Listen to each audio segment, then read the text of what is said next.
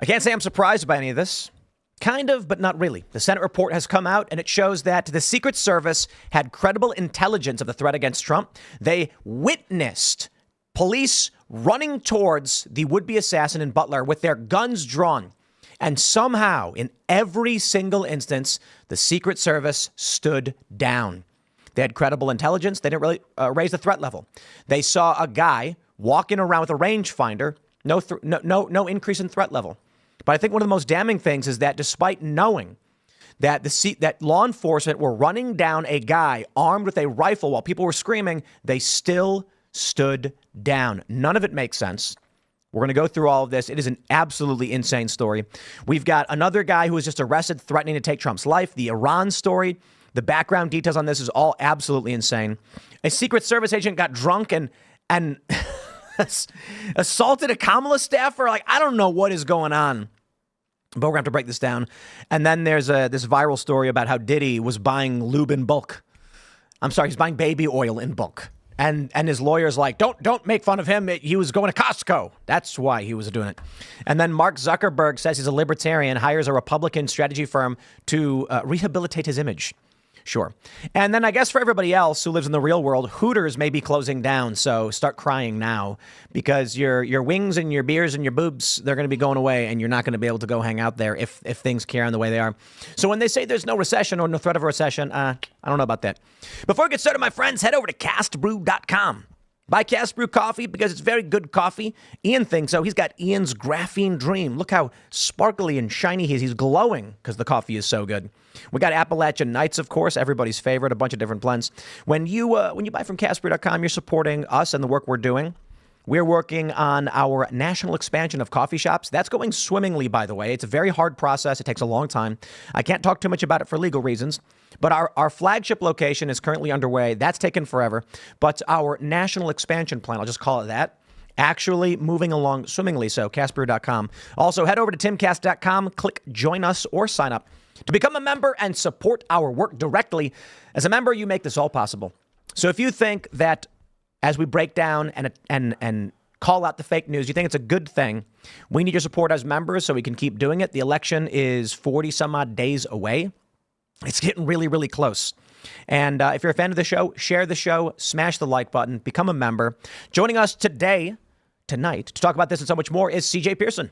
What's up, guys? Thanks for having me, Tim. Who are you? What do you do? Yeah, my name's CJ. I was formerly with PragerU. I currently serve as the co-chairman of the Republican National Committee Youth Advisory Council, and so I've had the opportunity to work with the president and the campaign on how we get young people to turn out and vote in November, and it's been going incredibly well. I think there are a lot of young people, especially among Generation Z, who are tired of the woke nonsense and frankly can't afford to support Kamala Harris again. We can't afford groceries, can't afford rent, can't afford to own a home in Kamala's Hooters. America. Yeah, Hooters is going out of business. If that's a barometer of where America's going, I think it hasn't been any clear that we're in decline. They're saying they may be in a downturn where they have to start shuttering locations, and I think that's going to wake a lot of people up. I think it will. Ian's hanging out. Yeah, they with had great wings. Blue jacket. Hi, oh, thank you. We both wore blue. Everyone says they had great wings. I don't buy it. I never liked it. It was the sauce. I remember Hooters buffalo sauce being really good in like 2004.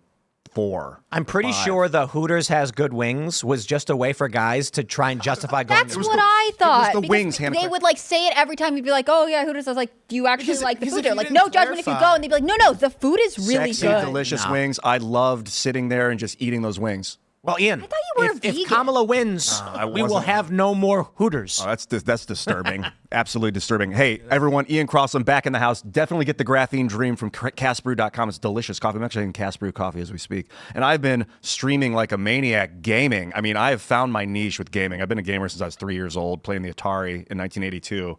So I am going 6, 8, 10 hours a day. Follow me on YouTube, but particularly follow me on Twitch. I'm building my Twitch account up, heading towards partnership on Twitch.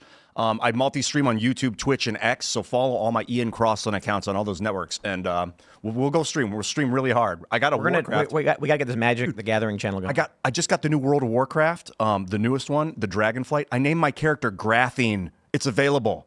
So I'm playing as this dragon man called Graphene. Follow me. It's a dream come I true. need y'all to explain magic to me. I've been so lost. We like, will. just We listening. no one cares, and so we'll save the boring esoteric. Yes, we're gaming talking stuff about later. doing a Magic the Gathering Okay, show. Anna so Claire's let's get hanging to out. it. I'm hanging out. I can't tell you about magic, but it is definitely something people feel passionately about. I'm Hannah Claire Brimlow. I'm a writer for SCNR.com. I'm also on the show. Thanks for everything you guys do. Let's get started. All right, here's the story from the New York Post. Lead Secret Service agent at Trump's Butler rally knew of credible intelligence of threat but didn't raise alarm, Senate report finds. And this is just one story in a plethora of stories where we keep learning that the Secret Service either did not do their job for some ridiculous reasons, like why weren't they doing drone detection? Well, someone forgot to bring a cable, and so they were calling tech support, but tech support wouldn't answer. So they just said, you know what? We don't need to stop the guy who's flying a drone or doing whatever it is he's doing. Then we got this other crazy report. Take a look at this one. Secret Service was informed of crooks 27 minutes before shots were fired, never told Trump to get off the stage. Quote, shortly before shots were fired, Secret Service counter sniper saw local law enforcement running towards the AGR building with their guns drawn, but he did not alert former President Trump's protective detail to remove him from the stage. I'm sorry. I'm going to go there. A lot of people are too scared to go here. You get these prominent conservatives, and they're going to be like, well, I don't want to say that. I'm not going that far. The reporting the other day was that from Time Magazine, Iran and the New York Times. Here you go. New York Times. U.S. detected potential Iranian plot to kill Trump separate from Saturday's shooting. This is July 16th. The reporting has later come out. Now, Time is saying that the day before the shooting, they arrested this guy for organizing a hit on Donald Trump, instructed Secret Service to increase their security. The very next day, Secret Service in every facet stands down at key moments. You're not going to convince me this was an accident. I have long said I prefer Occam's razor, no conspiracy theories.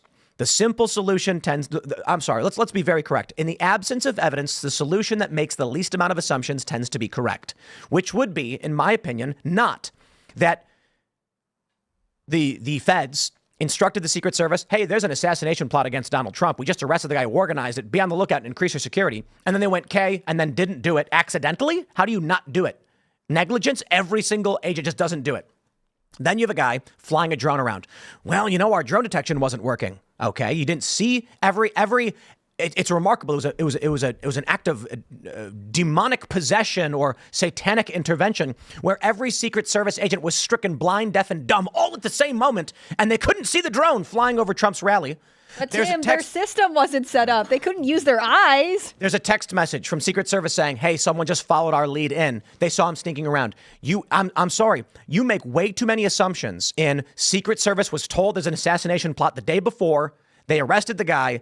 And then the next day they're like, let's not do anything we're supposed to do to keep Trump safe. Sounds like, in my opinion, the simple solution is a high-ranking official who was coordinating needed only restrict the full scope of security. Meaning, why were there no Secret Service agents on the roof? Because the run-of-the-mill agents, whose job is not logistics and coordination, just said, hey, boss, where do you want me? And he says, I'm going to need you guys positioned up over here, and we'll communicate by radio. And they go, you got it. All of the rank and file dudes just assumed everything was taken care of. But now we're seeing the lead Secret Service agent at Trump's Butler rally knew of the threat and didn't raise the alarm. It's exactly what I said, exactly what I predicted. Here's the best part. When they were getting these Secret Service agents to testify, they all basically refused or could not say who was in charge. Now that was the craziest element of the story. They were all just like, we don't know who's in charge. Not a single one of them could come out and explain who gave them the orders and how this went down. I'm sorry. The simple solution here is in some degree official capacity. It makes sense and it's terrifying. Look, there's that survey that shows 28% of Democrats believe, I think it was YouGov who did the survey, Trump, that the country would be better off if Trump was killed. It's horrifying. So it takes one Secret Service agent to just be like, stand down. They knew the plot was happening. I'm sorry, I can't make any other conclusions. But you know what? I'm crazy. I'm wrong. None of it's true. Stop listening to me. I think it's telling that Senator Chris Blumenthal, who's a Democrat from Connecticut, has been saying for weeks now the public is going to be shocked by this. And he's been saying all of these federal agencies are stonewalling this investigation. In his comment today, he said, a man died, a former president was almost killed, and it was completely preventable from the outset. I mean, it is bizarre to me that there is so many like examples in this report where it's just so it feels like if it was this preventable, why do we fund this agency? Because they're clearly very bad. There's one of the examples that some of the reporting has given is that the Secret Service knew from the beginning that the local snipers were planning on setting up inside the building rather than on top. They didn't station their own person there. They didn't ask them to be on top of the roof. I think that was one of the big questions from the outset. Like, there is a rooftop near a presidential candidate, near President Trump. Why was it left available for occupancy? And the answer is the Secret Service let it be available. And then in the days after, you get Kim Cheadle, the former director, she's obviously resigned over this, who said, you know, the buck stops with us, the Secret Service, but also local law enforcement was in charge of that building. I mean, they really set local law enforcement up to take the fall for this. And that, again, speaks to this overwhelming culture of wanting to avoid responsibility that we are now getting bipartisan confirmation of. It's not like Republicans are out there wagging their fingers. It's Democrats who are joining in and saying the Secret Service messed up in an inexcusable way. Yeah. And I think this problem is, systemic, right? Because I think people, forget that the Secret Service has had many scandals and many different administrations as well. There was the prostitution scandal abroad that rocked the agency during the Obama years, and now we're having this. And but Tim, to give you a little bit of solace here, I think we're conspiracy theorists today, but we're the truth tellers tomorrow. And I think that's exactly what's happening here. It doesn't make any sense to try to explain away what just absolutely seems like common sense. Why would you not secure the rooftop? Why would you not make sure there were agents there who had a clear view of the president, able to take him out? And also, too, if he knew that the assassin or the would-be assassin was there, why did he not make the call to go neutralize him immediately? They arrested this guy the day before, a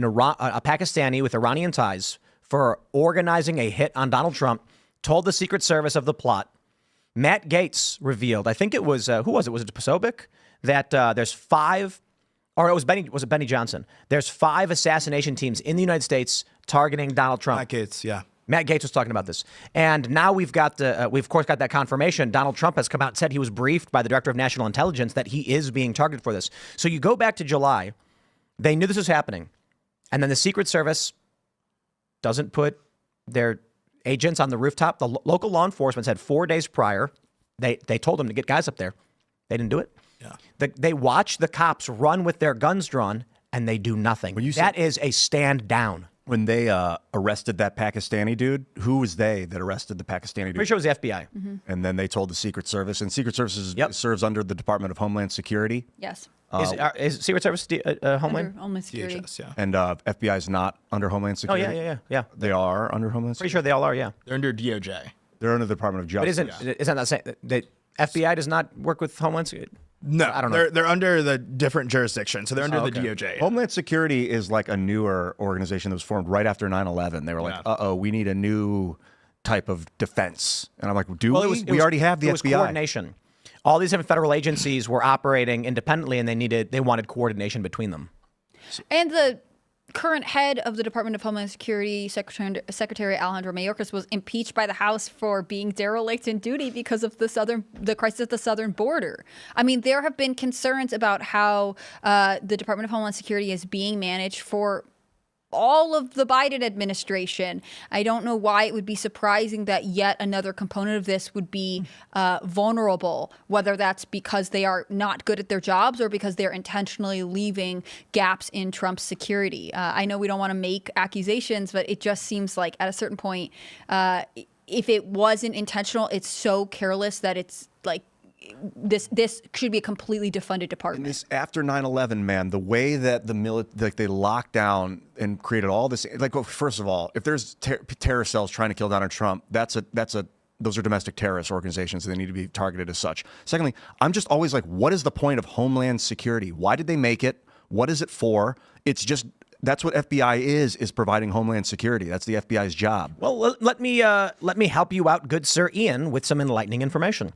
The DHS consists of the Customs Service, Immigration. You've got Federal Protective Services, like Federal Police. You've got Transit Security, Law Enforcement Training Center, Animal and Plant Health Inspection Service, Strategic National Stockpile, National Disaster Medical System, Nuclear Incident Response Teams, Domestic Emergency Support Teams, the Center for Domestic Preparedness, CBRN countermeasures, the Department of Energy thing. And so you get the general idea. They had a bunch of different, U.S. Coast Guard was under the Department of Transportation. That, I don't know, like, we can certainly make the argument about the expansion of executive authority going too far, but the Coast Guard operating under the Department of Transportation seems kind of weird to me. I think maybe Department of Homeland Security kind of makes sense in bringing in security apparatus into one area. It's just, they call it Homeland Security, but they'll call things different names than what they're actually doing. I don't know why they made that organization. Like, why did they centralize authority like they did? Well, the Department of Defense is actually the Department of Offense. And everybody knows it. It has become that. It absolutely has become that. Became that a long time. And they might as well just come out and rename it the Department of Defense. I mean, whatever at this point. I'd actually respect that. Yeah. It's like, well, look, we it haven't used to be the declared Department a of War, right? And then they, of course, changed the name. I think we because should war rebrand became back to the unpopular. Department of War. I think that's the best one. Let's just be honest with our branding here, right? Let's just call it that. That's what the founding fathers called it, yeah? Department of War? Yeah. So I have to wonder with the, we had what these Secret Service agents all started retiring so they could get their pensions, because if these investigations go too far, they could lose their pensions or their retirement or whatever. So I'm wondering if we're going to get any kind of real explanation, because right now what I'm seeing with the Senate report, nobody wants to say nobody wants to bring up the elephant in the room. And that is, it appears that the Secret Service agents, and I believe this is the most reasonable conclusion, but may not be correct, were hoping that Trump's life would be lost. Which is crazy because he's still dependent on the Secret Service for protection, right? The fact that this is even a question and that's who is still in charge of security, at least for me, seems like, shouldn't we bring in a third party here? Do we have like the SEAL team that's available to secure him for a little Trump while? doesn't want private security. I know, which is like, I mean, on the one hand, I understand that there is a level of, like, if he is going to be the president and the Secret Service remains in place, you don't want to create a relationship with them where you are antagonizing them. I mean, even after the first assassination attempt, his whole family came out and said there are really great agents. They made what I felt like was a pretty clear distinction between the overarching bureaucracy of the Secret Service and the agents who have been assigned to their specific details. Yeah. And even in the report, there's a part where they say that Trump's detail had requested basically a certain amount of reinforcements and extra support, and they had been denied that by, corporate at the top Secret Service. And so, I think Trump is in a very difficult position where he is both dependent on the agents and also has an understanding from the inside that it's like a lot of parts of the federal bureaucracy. Some agents are working honestly and some are not. Yeah. So we got the story from the Post-Millennial. Trump to return to Butler Fairgrounds, where first assassination attempt occurred for October 5th rally. And that's big news, but I do have some concerns here. I'm worried about how they're going to need a wheelbarrow for Trump's nuts to, try and get him back on stage again. This guy's testosterone, and I'm waiting for all the left to lose their mind over me saying this. I think he's got a defect. He's got hypergonadism or something. Too much testosterone. Dude, you are nearly 80. They have tried to kill you twice, and he does not stop. I'm joking and intentionally being silly, but by all means, leftists, go ahead and run with those clips. Trump's brave. This is brave, and he's confident. To come back to this place, to be fair, lightning ain't going to strike twice, but this is an open field. And that water tower, whether it's there's a conspiracy theory about it or not, whether it is involved or, some people think there's a guy up there. I don't know about any of that stuff. There's still a serious vantage point. Trump is going out in the open once again to the same place. I think it sends a powerful, powerful message, and I respect it.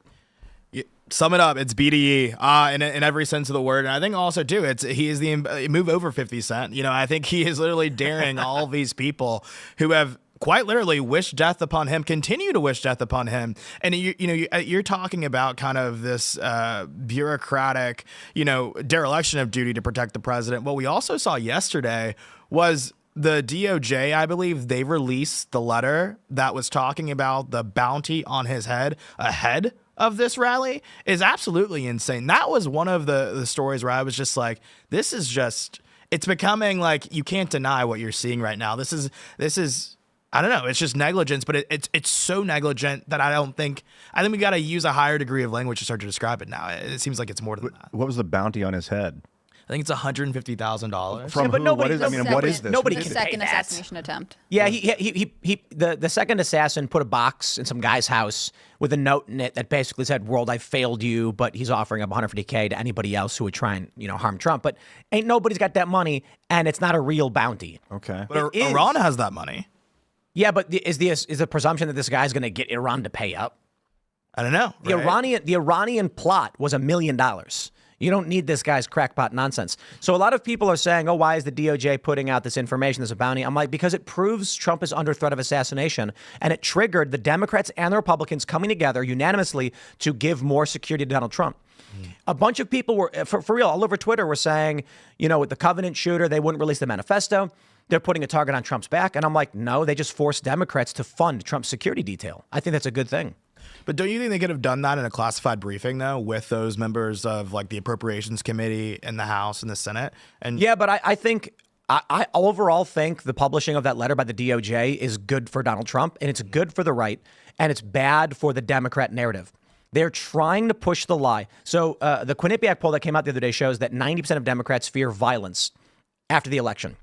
Why do Democrats fear violence? It's Antifa and leftists who are engaged in the majority of it, because the media keeps screaming in their faces that the far-right neo-Nazis are coming for them. This narrative is being turned on its head, because, in fact, it's now been repeatedly liberal-aligned individuals. That guy, the second assassin, had a Biden-Harris sticker on his car, on his truck or whatever.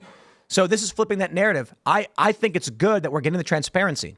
Now, I think it serves the interest of the DOJ. For what, I don't know. I'm not going to trust them. But I say take what you can get and maximize your opportunities. Like, use this as evidence of what we all know is true. Yeah.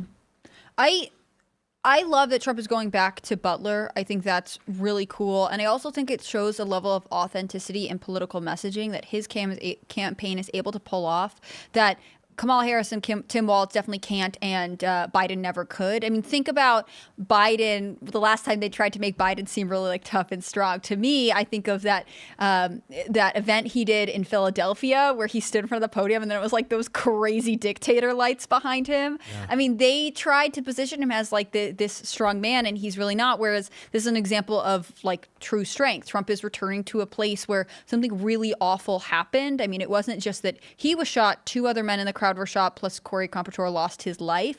And he's saying, like, I think this is symbolic of the energy that Americans are looking for in their candidates, that there is sort of a I will not back down even when I have a lot to lose myself. So much of, I feel like the way a lot of politicians message right now is like, well, I'm afraid that it will upset my constituents. Oh, well, I'm afraid of this. And people don't want that. I want to also go. saying when you come for the king, you better not miss. And I think that's an incredible thing to see. And I think he's actually just living out the words that he said when he was lifted, when he stood up off the ground in Butler before. He's going to continue to fight, fight, fight. And I think that type of energy is infectious, especially when you have, I really believe that the attempts of that the left is making to kill this man are not just to actually end his life, but to actually scare people away from his rallies, scare people away from his events, to create this idea that people are running away from Trump, that they're running away from supporting his campaign, when that's actually not true. I think his base is extremely fired up. Everywhere you go,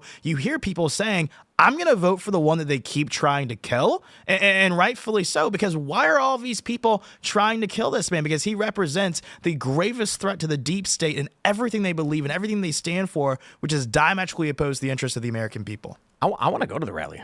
I do too. I think we should. You're braver than me. I mean, I feel like this is probably the safest place imaginable.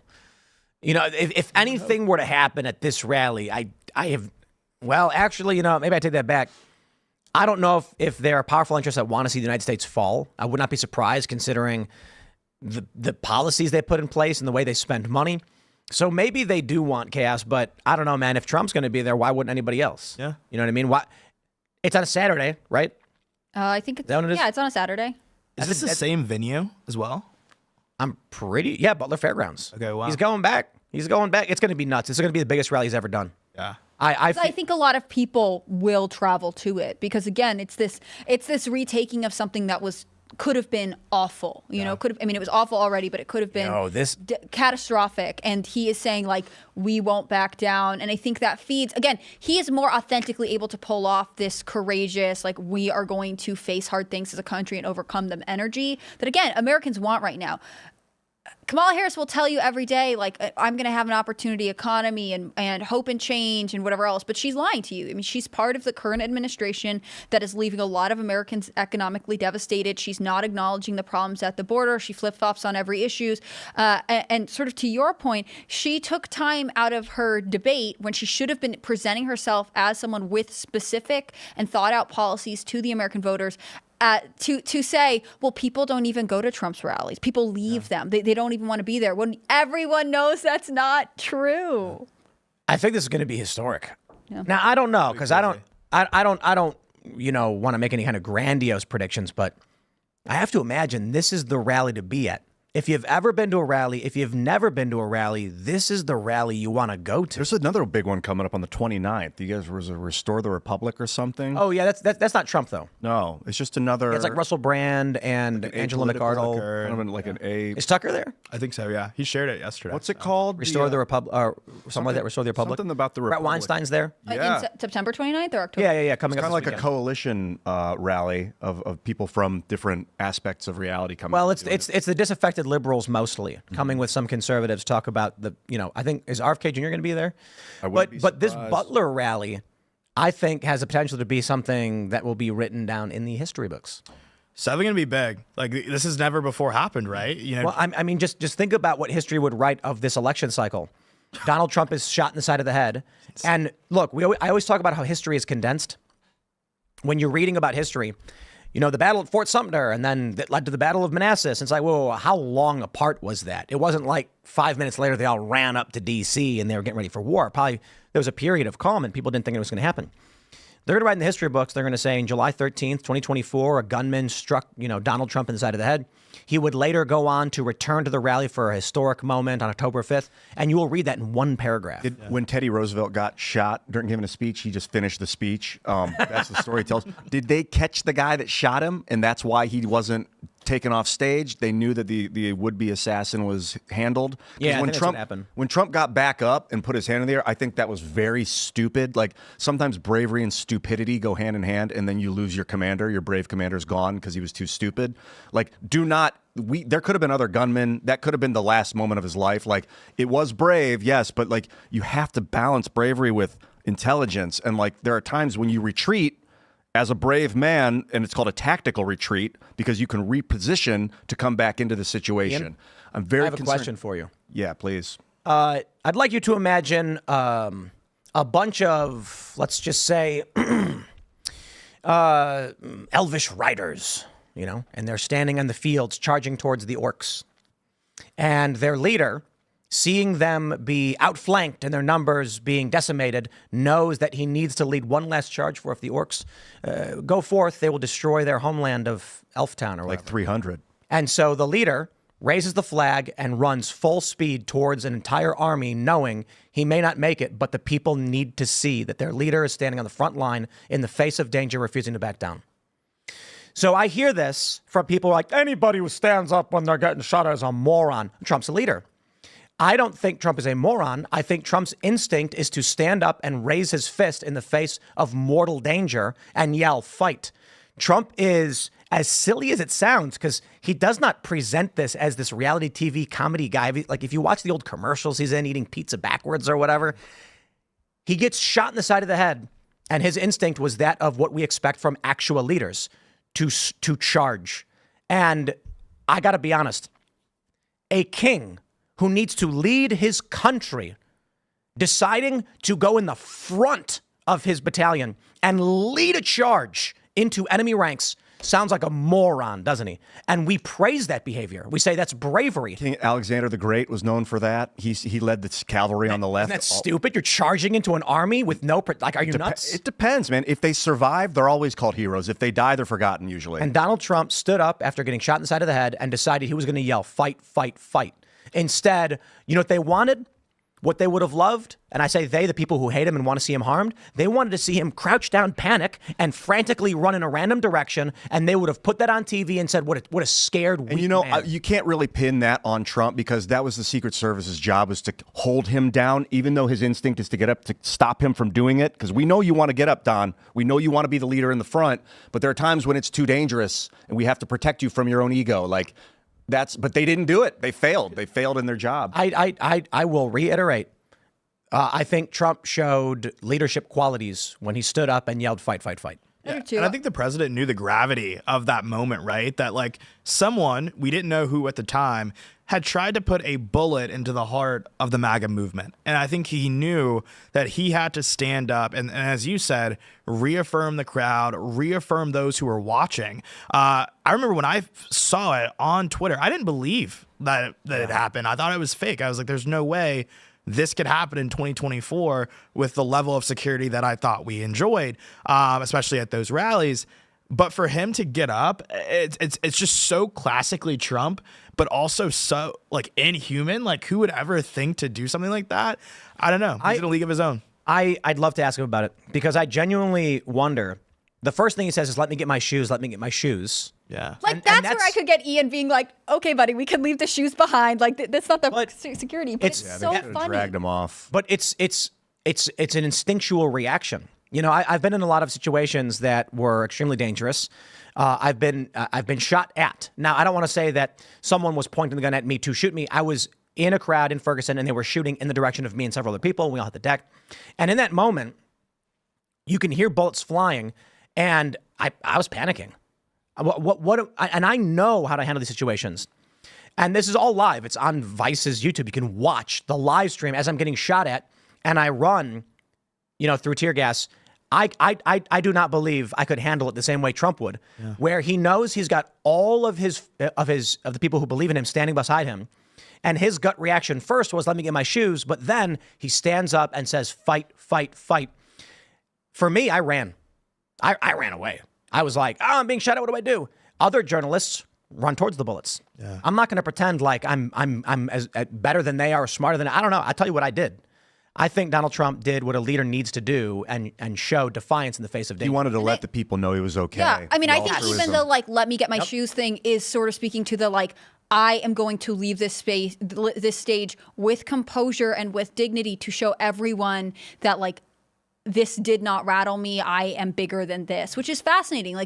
To be shot and then think everyone here needs me to be strong. It's like an instinctive reaction. And again, this is what I think Americans crave in leadership right now. Someone who is thinking, how can I best serve you? And I think really that's what Trump did in that moment. Here's a story from the Post-Millennial. Idaho man charged with threatening to kill Trump. I am even going to read what he wrote. And no one should. But he basically wrote that he was going to personally go after Donald Trump. This man's last name is Crazy Bull. His name is Crazy Bull. What? That's right. Wow. And he's 64. And apparently he'd been calling Trump's home and said he's going to start driving there. And he wants to go after the rapist pig Trump. And that says everything right there. That the lies from the Democrats, from the media, are driving people to the most extreme circumstances. It's got to be what it is. I've been mulling this over on stream. I was talking to people about it. This is the first time I've ever seen the emotions attached to a political president in the United States. It's always been like Obama. You could brutally insult that guy, and people that loved him would just be like, "Okay, that's enough, whatever." But they didn't take it emotionally harmful. And people that love this guy will get physically hurt if you insult him, some of them, not everybody. And then people that can't stand him will get physically hurt if you promote him. And I've never seen this before. It's it's architected to be this way through media manipulation. It's got to be the people are not programmed. To feel that way. Yeah. When in the 2016 cycle, 93% of stories about Trump were negative. That was true in 2024, and it's still true today. The latest analysis that was coming out of, I think, ABC News was 93% negative stories for Trump. Yeah. They only ever lie and say negative things about the guy. And then people are fed up with it, and they're getting emotionally defensive for him. They're like, just stop. I've seen it. I'm done with it. Quit making fun of him. That kind of energy. So they're getting upset if you trash him, kind of. There was this really, really funny thing on MSN. I think it was MSNBC where they were asking union workers about January 6th. Did you guys see this? Mm-mm. There's just like February. One said like February 6th or something like that. someone said that. Yeah. Like, what's that? Yeah, they're just like, what is that? And they were like, January 6th. One guy's like, oh, I think I saw that on the news. And they were like, so it doesn't sound like it matters to you. He's like, I don't care. Yeah. It does not matter to us. But for a lot of people, that's why that Quinnipiac poll showed that 90% of Democrats fear violence, because MSNBC has just been beaten over the head, screaming that it's going to get bad. Which is so insane when they're the ones trying to literally kill their political opponents. Like, it's not. Well, I wouldn't say that of MSNBC. No, but a lot of these, progressives and these Democrats who are living this perpetual state of fear, it is only one side of the aisle right now that are throwing bullets around at their political opponents. You don't see this happening to Kamala Harris. You don't see this happening to Tim Walz. It's happening to one political party. And it's why I get so frustrated when I see those on MSNBC who always try to both sides this issue. They're saying both sides need to tamper down the rhetoric. They all need to be more civil. No, y'all are the one trying to kill Donald Trump every other week, it seems. Why is this a both sides issue? I don't think that it is. I think it's interesting that the media has, we know it's biased, but they really do seem to be working with this drama, in part because I think it feeds their own viewership. Like, do you remember during COVID, people talked about this a lot? You would get people saying, like, I just had to take a break from watching the news because everything is so horrible, but I feel like I have to be informed and I can't look away. And I think there are a lot of Americans who feel that way about politics. They are prone to being anxious or prone to having some sort of unstable emotional reaction to it. And so it's being fed, but that also keeps eyes on the mainstream media. So rather than basically telling the voters, like, yes, politics can affect the outcome of laws and this is serious and you should go vote, but also you are basically probably at higher risk of being impacted by the listeria outbreak in America than by actual political violence. They say, well, Trump is a danger all the time and you should live in fear. It's inaccurate, and I think it does a disservice to the people who are depending on them, who feel a level of helplessness and look to the mainstream media to give them accurate information. They're not doing it because it serves their bottom line. Yeah, I get that vibe too, that they're not. It's not that the MSNBC anchors that say things like he's a threat, he must be stopped at all costs, or whatever these words they're using. They're not trying to kill him, but they are living in fear and they're making money off of driving viewers and maybe they deep down think that in a video game sort of way, like just make it stop. But they don't realize that people that are very mentally ill might take that as, I will do literally anything to stop this man. Like, I think a lot of people have been driven insane by the media cycle. And in 2020, we saw this. They incorrectly blamed Donald Trump for the abnormality of society. Donald Trump is a symptom of what this country has been going through. He is not the cause of it. Donald Trump got elected because of the big bank bailouts, because of the needless wars and foreign intervention. And Occupy Wall Street, the Tea Party were manifestations that ultimately, I think, lead to Donald Trump. 9 million. I remember I was at the Deplorable. That's what it was called. And two people were there with big old MAGA hats. And this is 2017. And they were like, hey, Tim, we're big fans. And I was like, really? I was like, but you're Republicans? I'm like, no, we're Occupy Wall Street, but we're for Trump. And I was like, really? And they were like, oh, tons of Occupy people went for Trump. They were at Occupy because they opposed the bailouts, the banker bailouts. And why would they support Hillary Clinton? She represents the same thing. Yeah. Trump was more like Bernie. They wanted Bernie. They couldn't get Bernie. They say Donald Trump. So what happens now is everything is crazy. The media is screaming in your face. Rachel Maddow screaming in your face just every day, the top of her lungs. And these people are going, make it stop, make it stop. Why is this happening? And they go, it's happening because of Trump. And they go, ooh, it's Trump's fault. But here's the thing. This was the narrative in 2020. I think people have learned their lesson. And we're seeing a lot of very positive signs for Donald Trump right now. His polls are improving. I keep mentioning the Quinnipiac thing. He is now leading. You got a New York Times Siena poll showing Donald Trump leading in battleground states. He's up in aggregate in the battleground states. And so all of this is a very good indicator. In PA and key counties, it's now flipped. The Republican Party now larger than the Democrats for the first time in a bunch of areas. I think regular people have started to realize Trump ain't the one who made everything crazy. No. The media and the Democrats and the neocons did. He said in the 80s, I think it was in the 80s when Oprah was interviewing him, she asked him if he'd ever run for president. He was like, I don't think, if it ever got so bad, probably would. He was something like that, he told Oprah. And he was being honest. And he saw the 2008 economic collapse. He saw, I don't know if he understood exactly everything that was going on. He's very smart and he knows a lot more than he lets on sometimes. But he's really trying to offer a remedy to this economic catastrophe that the United States has been suffering through the overprinting of fiat currency in the last 50 years. And not everyone seems to either understand that he's trying to do that or agrees with his form of solution, especially the imperialist powers that are trying to convert the United States into the serfdom technocracy, where they're trying to strip people of their rights and make them part of a global system where they serve the corporation. Like, Trump's not into that crap. It really feels like, you guys ever see the movie Elysium with Matt Damon? Yeah. Yeah, so there's a space station in the sky where all the white French-speaking people live, and then everyone on Earth is like non-white and speaks Spanish. But it really does feel like that Hillary Clinton, Kamala Harris, the Democrats, they represent literally that. They're going to bring in a bunch of non-citizens under temporary protected status to give them jobs, but they won't have any voting rights. They'll be second-class citizens, so they can create their affluent suburbs walled off from everybody else and have serf labor. We'll be nice about it. We'll call it serf labor. And Trump is like, how about we just secure our borders, have a bunch of babies, get jobs, and do the hard work to make this country function again. And I'm kind of like, I kind of like that. With the right imperial base, with the right industrial base, you could do that without war. I mean, if we were really producing the right things in the United States, we wouldn't have to conquer and take it. Think about what the economy really is. It's people trading with one another. And what you need then is access to energy, which allows you to create more, substantially more. There's this really great little mini doc I watched a long time ago about the evolution of energy. Energy used to be human energy. Humans would eat food, and then they'd do work like with a hatchet or something to do work. Then one day they were like, hey, if I take this ball and whip it a bunch, it'll do what I tell it.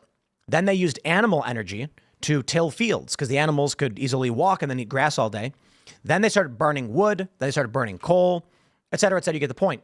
Now we're at this point where if in the United States we unleash energy as per Donald Trump's #1 plan in Agenda 47, that brings costs down. It allows more expansion.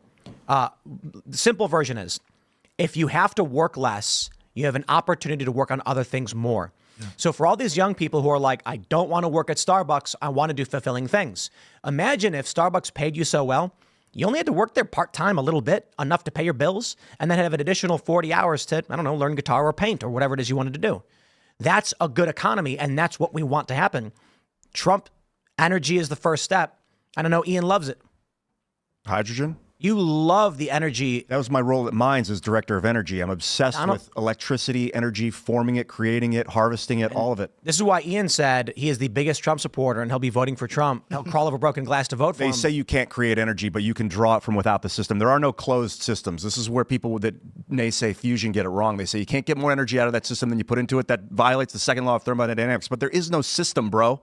Yeah, you use these closed systems to pull water out of wells. It makes sense in the third dimension, but in reality, there are no closed systems. We draw energy from outside of our perception. Well, so this is a good example is when you see these videos online of like, there will be a perpetual motion machine and you're like, how's it spinning? Well, it's because sunlight is hitting a part of it, which causes the expansion of gases or something. So it's possible to do. And along the lines of creating perpetual motion, the sun, we would look at it and say that is perpetual motion. It's not. It's just moving very slowly. It takes 3 or 4 billion years to run out of fuel. Right. So back to the politics before it is Ian perpetual loses motion. My point is Trump's #1 policy item is energy in this country. It's drill, baby, drill. Drill, baby, drill. But it's more than that. Trump has talked about nuclear, and Trump is absolutely going to be open to everything else, especially hydrogen. Yeah, especially hydrogen. But I got to be honest with you. We've had people super chat that the hydrogen thing isn't as good as it sounds. Fusion is probably the direction. Well, they're both great. Yeah, tabletop fusion and a palladium mesh with tritium, which is heavy hydrogen with 2 added neutrons. You get that's the way to do cold fusion. Well, the hydrogen comes out of the graphene process of like. Trump's your guy. Yeah. You know what the problem is with Kamala Harris? Look, I'm going to say this right now for everyone listening at home. If you are someone who just finds yourself obsessed with hydrogen energy or graphene, you got to vote for Donald Trump. Kamala Harris is trying to, the neo-libs and the neocons want petrodollar. They want oil to be king so they can control the energy of other nations. And that's the IMF liberal economic world order plan. That's why they want war with Russia. That's why they're defending Ukraine and funding it. And I know everyone in America, they just love hydrogen energy so much, and they're so interested in it. That's why they're going to vote for Donald Trump. Look at what they're doing at Rice with flash joule heating. You can take carbon and hit it with electricity at 7,000 degrees at 0.1 millisecond pulses and turn it into graphene powder, and you get hydrogen, about $4.50 worth of hydrogen for every kilogram of graphene you produce. You actually end up profiting making a profitable just by you actually make money to create the hydrogen. We've inverted the cost structure. Wow, you've sold me on Trump, Ian. I'm gonna. You should vote for him. You should vote for him. He might actually invest in these things you love so much. I hear that he actually is, and I mean that seriously. Or guide investments. I actually hear that. I think you should talk to Vivek. In all honesty, because Vivek would probably. If you come back on, we should get We'll him put him back up because I feel like Vivek would absolutely go to Trump and be like, take a look at these, and Elon too. Put together a proposal, like a legitimate proposal. Let's jump to this tweet we've got from Libs of TikTok. Holy-ish Democrat delegate to the House of Representatives accidentally says the quiet part out loud. She admits the DOJ and FBI are weaponized to go after people with opposing views. Well, let's listen and hear what she said. What is the point of this subcommittee? Because it's necessary for the public and the media to hear, to try and provide cover for the eradication of the Department of Justice and the FBI. We are having these hearings so that you become immune. You become inured to the notion of the removal of the FBI and DOJ, so that those agencies are no longer there to serve as a check against white nationalism, great replacement theorists, Christian nationalists, white fragility, fascists, and the twice impeached convicted felon, former president and would-be dictator, Donald Trump. Yo, It's both sides, though, Tim. It's both sides. I'm gonna step back and be like, well, most of us would say, yeah, white nationalism, bad thing. Great replacement theory is kind of nebulous and ill-defined. Christian nationalists? The DOJ needs to serve as a check against Christian nationalists? This country has long been Christian nationalist. What is this? White fragility? The DOJ needs to serve as a check against white fragility? Fascism, not a fan of, but that's just a political ideology. But more importantly, she says the DOJ and the FBI need to serve as a check against Donald Trump. What? He is the front runner in the battleground states for the presidency. Who is this girl? She's a delegate, Stacey Plaskett. For the Virgin Islands. It's a very racist statement she made, talking about white people, what about like racial fragility? How about that? Look. How about racial supremacy as a problem? There has been this attempt to turn Christian nationalism into a boogeyman.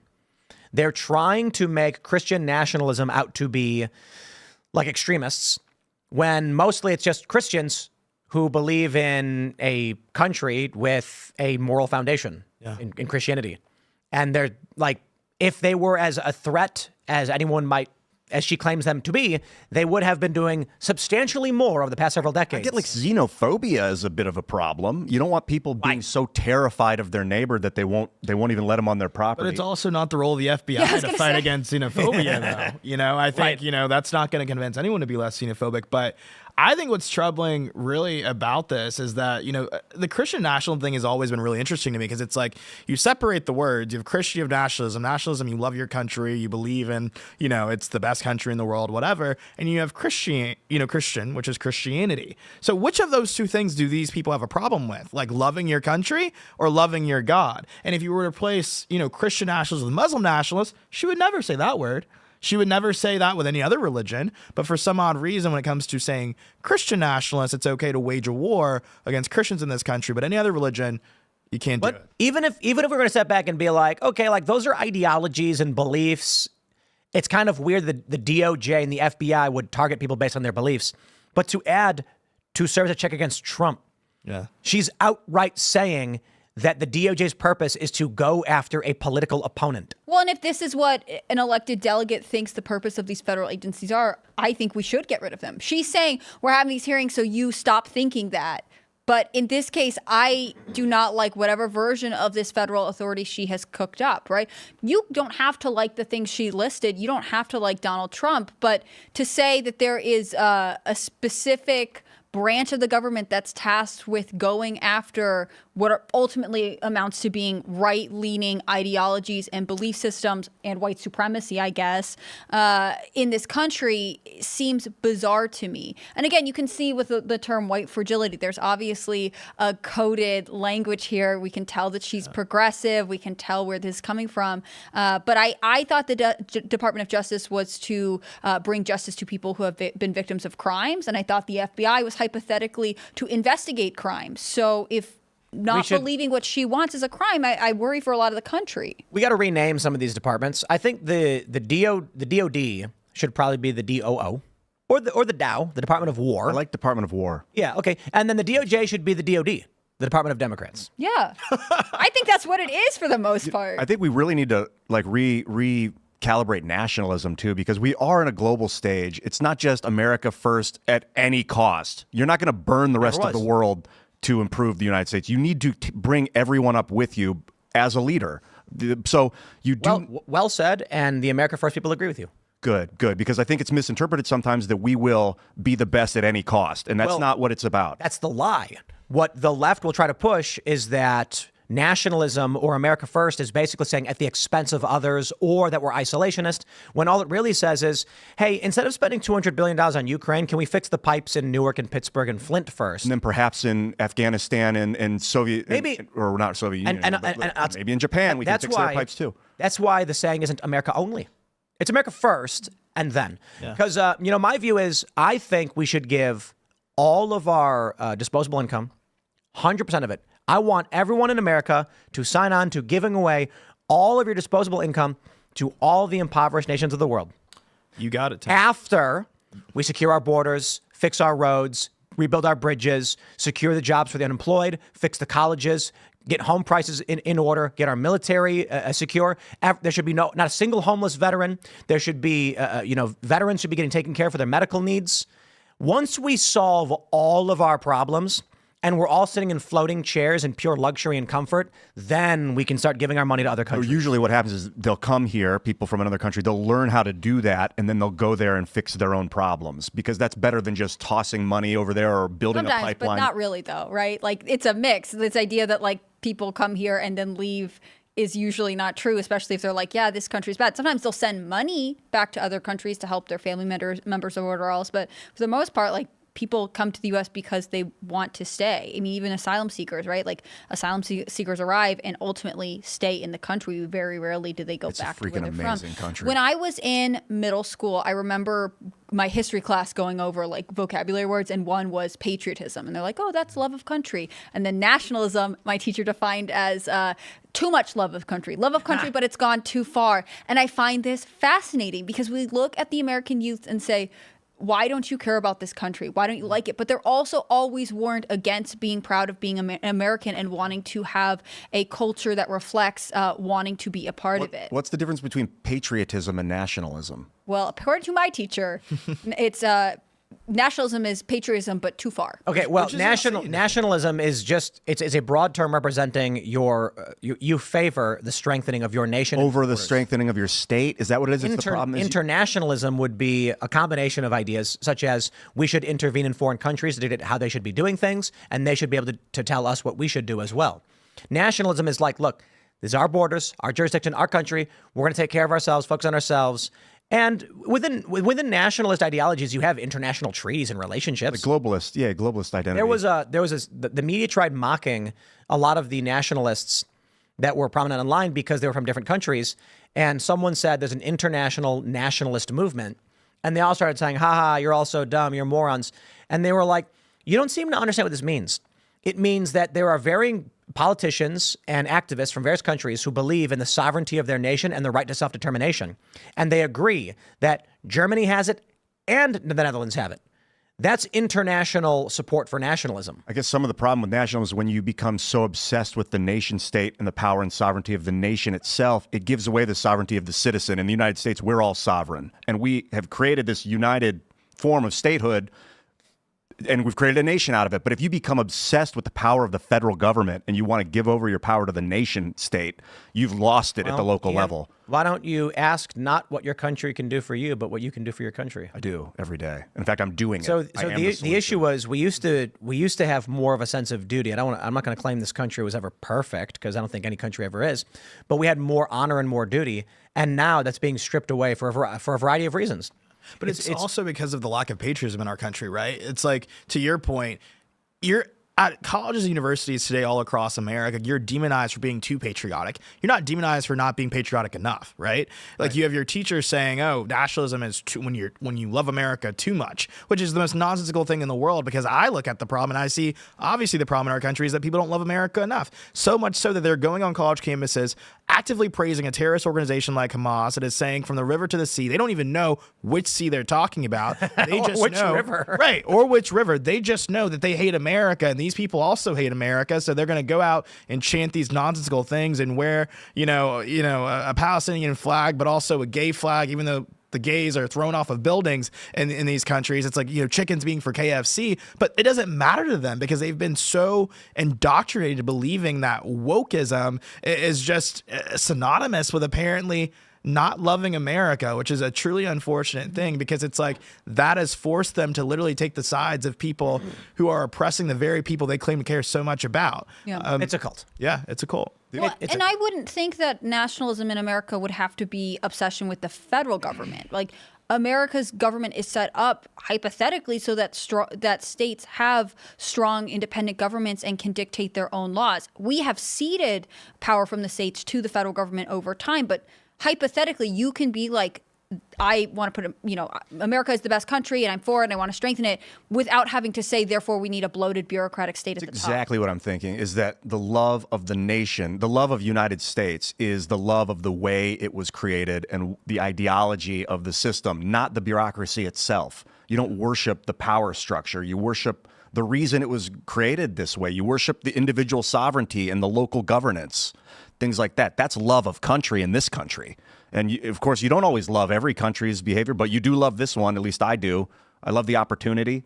I love the ability to own your own land and to defend it. And cheesesteaks are great too. Oh, they're amazing, man. We got good food here. And the Italian immigrants, they come here and they made pizza.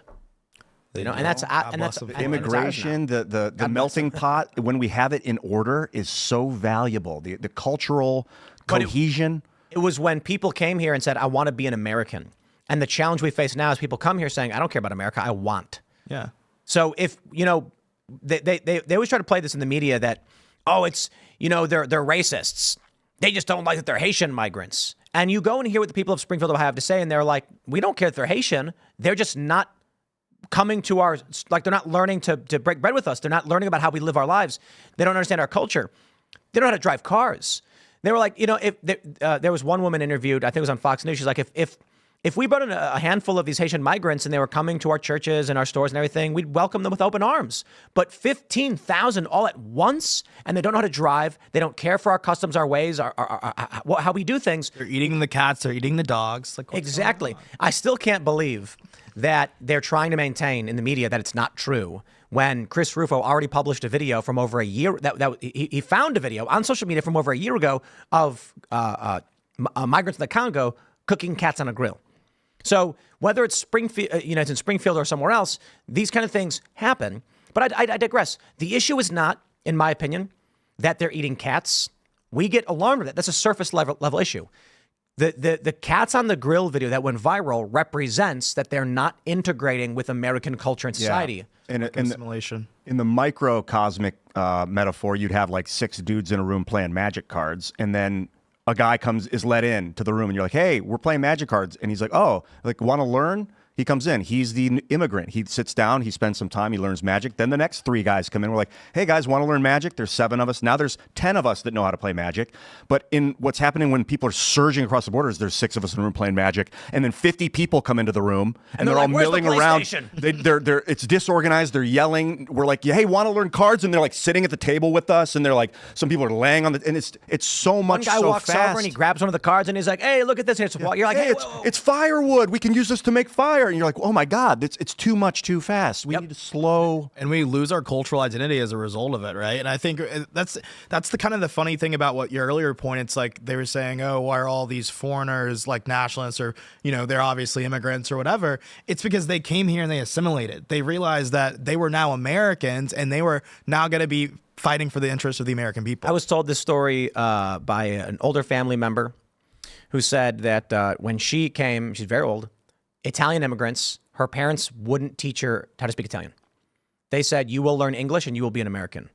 And I think Americans appreciate it, and they like that. Legal immigration, economically viable. The people can come here and learn. They can get jobs. They can fill these roles at factories and where jobs are needed. But they try to fit in and respect what we have and what we built. I like your analogy, Ian. I think making it about magic is a little silly, but it makes a the point. selfish thing for me. But it's you and your friends are playing a board game, and 50 people come in with beers and they're screaming and yelling and they're shaking beers all over the place. You're like, guys, we were having a quiet game night and now you're screaming. And they're like, shut up, it's our house now. You're going to have a problem with that. Yeah. That's where we are. Let's jump to this story from the New York Times. Alex Jones's Infowars will be auctioned off to pay Sandy Hook families. It's interesting because there's different families in different suits. One group out of Texas wanted to keep garnishing the revenue of Infowars so they'd make money. And the Connecticut family said, nope, sell it all off, shut it down. And now they're actually fighting amongst each other, I guess, according to the New York Times, as to how they're going to divvy up the money. But the reports are, come November, Infowars is done. Mid-November auction. The crazy thing about this is I can't imagine that someone's going to want to buy out Infowars products to help him. You should buy it. Why? To own all the IP and give it back to him? And then they'll seize it again because he owes $1 billion. You can't buy it for him. Any money you give to him will go to pay off the settlement. Could you buy it and make him an employee with that? Then you'll get sued. What about buying it and giving it to a trust that you set up and just No, the scenario that I imagine happening, of which I imagine it's going to be some 20-year-old kid with an LLC and no net worth, will start a company and then he'll film Alex Jones on his phone. That's what's going to happen after the sale is Alex will just keep going. And all Rob Do and everybody involved with the company, they'll just keep going and keep making stuff. I've heard part of it is that they're trying to go after his personal social media handle account too. Is that true? Absolutely. New York Times said that they're trying to auction off his social media accounts. You can't do that. He doesn't own those accounts. It says right here, look at this. The auction set for mid-November includes the website and the social media accounts. They can't do it. You will never take Alex Jones' X account away from him because it's owned by Elon Musk. Well, and if there's like an Infowars one, I could understand how that's business affiliated. But if he created one for himself a long time ago, like how can you suddenly say this is business property, so therefore we must sell it? Not even the Infowars account. They all belong to Elon, and Elon determines who's allowed to use it. And if they say nope, we want to grant access to someone out, Elon just says no. It's my account. I'm letting Alex use it. That's how it works. So there's nothing they can do. His show will always be on X. That platform is not something that can never be taken away from him. And he gets hundreds of thousands of hits on his streams, broadcasts, and spaces. Has Elon commented on it? I've only seen like a parody account response. I haven't seen anything, but it's pretty wild that they're trying to end Infowars, which they can't. Yeah. They can't take the account. I mean, it'll be interesting because they could take the trademark, right? Mm-hmm. Yeah. And then whoever buys it can sue Alex Jones for using Infowars. And they can delete all the content. Whoever Not buys from X. Not from X, no. They can delete it all from the Infowars servers. But are they just backing it up elsewhere now, or is that illegal? That's only if they bought the servers. No, I mean, they can file a copyright claim against him if he uses the Infowars trademark on anything. Yes. So basically, they're trying to prevent any past Infowars IP from being seen publicly again. I feel like that is the goal, right? Like it's to delete Infowars from the internet if possible. Not that it necessarily will be. And again, part of that is because a lot of it relies on Alex Jones himself. I mean, it's not just him. Like we have had other Infowars contributors on the show. There are a lot of like talented Owen Schroyer, Chase Geiser. Yeah, Harrison. Like there's tons of them. It's pretty crazy. They're destroying a company and all of the associated jobs and all of the contract work that goes along with it. I know, like because of what one person did. Some people did damage to these families, and now they're going to do damage to all these other families in response. It's like, geez, dude, that's there's a janitor right now. Or do you just want this resolved? There's a janitor right now going, why am I getting fired? It's like, well, because Alex Jones said things that this family found damaging, and they sued him, and now because Alex Jones is paying personally and business-wise, you don't get to have a job anymore. Mm-hmm. That's kind of crazy to me. Like the company is bigger than Alex Jones. There's other people who speak there. The idea that they're going to destroy, I don't know, that just seems nuts. It's an eye for an eye makes the world blind. It's not an eye for an eye. That's the philosophy. But it's someone not. harms you and you harm them back. That's not justice, man. This is not an eye for an eye. Alex Jones, I could argue if they said we're going after Alex personally, but to take Owen Schroyer's job? Why? What did he say about them? Was he named in these suits? I don't know. Maybe he was. I don't think he was. So going after the company itself to end the jobs of, like I mentioned, some of these people who work there, just security guards or janitors. Why are they going to lose their jobs over this? If you got a problem with something Alex Jones said, the liability should be on Alex Jones. But I get it, I guess. There's got to be, I mean, this is what bankruptcy protection was supposed to be for, but they denied it. So now everyone, even you're a contractor who doesn't work for Infowars, but you've got a monthly contract to like check the lights and make sure the electricity is working. And now you're going to your wife and being like, we're not going to be able to make the bills this month. I got to find some new clients. Yeah. It's just insane. But is this what happened to Gawker? Like similar when Peter Thiel sued them? Like, did they have to shut down? They never shut down. Okay, gotcha. Well, actually, I think they got sold. And then they were, Gawker. They weren't auctioned off. Okay. I can't remember exactly how it went down. They lost all their money and then they ended up selling to pay for over that. Gotcha. But the Gawker media brands, I believe, still exist to this day. Oh wow. And that's the thing. It's bankruptcy protection is like, okay, you've been sued. You're liable for these damages. The company needs to keep running. People need to keep their jobs. So there's going to be some kind of like restructuring or payment plan. Yeah. Instead, they were like, nah, just burn it all down. Mm-hmm. And again, I think this has to do, like, when we talk about the people who will lose, like, not even just the host, but like, you're totally right. The janitors, a security guard, like whoever works there, and that is just their job. They'll pay the price for this. But I think there are factions of both, the government and sort of the people who are against Jones who said, well, you deserve this too, because you shouldn't work for someone like that. He is so bad that anyone affiliated with him deserves to suffer. And that's the level of to me, that rises to political persecution that is unwarranted. I mean, there are people who will pay the consequences for something that they did not have anything to do with other than they eventually worked for the same company. Dude, reparations is not that you go burn the arson's house down. He pays retribution for burning the house down.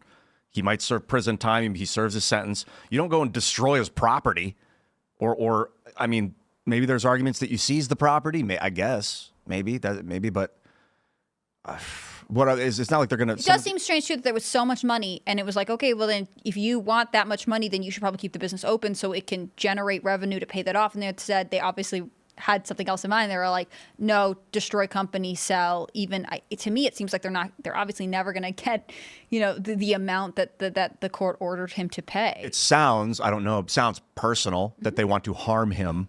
And that's really not the purpose of the settlement, is to harm the guy. It's for him to repair what he's done. And I don't know if you. But can maybe for them, it's like you also have to be destroyed. That's the only way we'll feel better about this. That's just not the way the legal system works in the United States. I don't think it should be how it works, but I can't say that is not how people feel about it. And I think it shows the ruthlessness of the left too, and I think it really speaks to the stakes of this election. If we do not win this election in November, if Donald Trump is not reelected and returns to the White House, I think there is a very real chance that conservatives in this country become second-class citizens. They have shown. Right. Continue to be. Because they have shown just a complete lack of restraint when it comes to weaponizing every single lever of government against us. Like, they are completely okay with subjugating us. And honestly, conservatives are not okay with doing it back. And I'm the type to say, I know Michelle Obama, she said when they go low, we go high. When they go low, we go lower. That's my position these days, because we have seen that the left knows that we will not fight back against them on their own terms, on their own turf. And because of that is why they do things like this. That is why they, criminalize, free speech. It's why they kick people off of X and all of these things are attempted to in a previous time. It's why they attack people's livelihoods for simply vocalizing viewpoints that they disagree with, because they know that we won't fight back with the same zeal and passion that they do. It's unfortunate.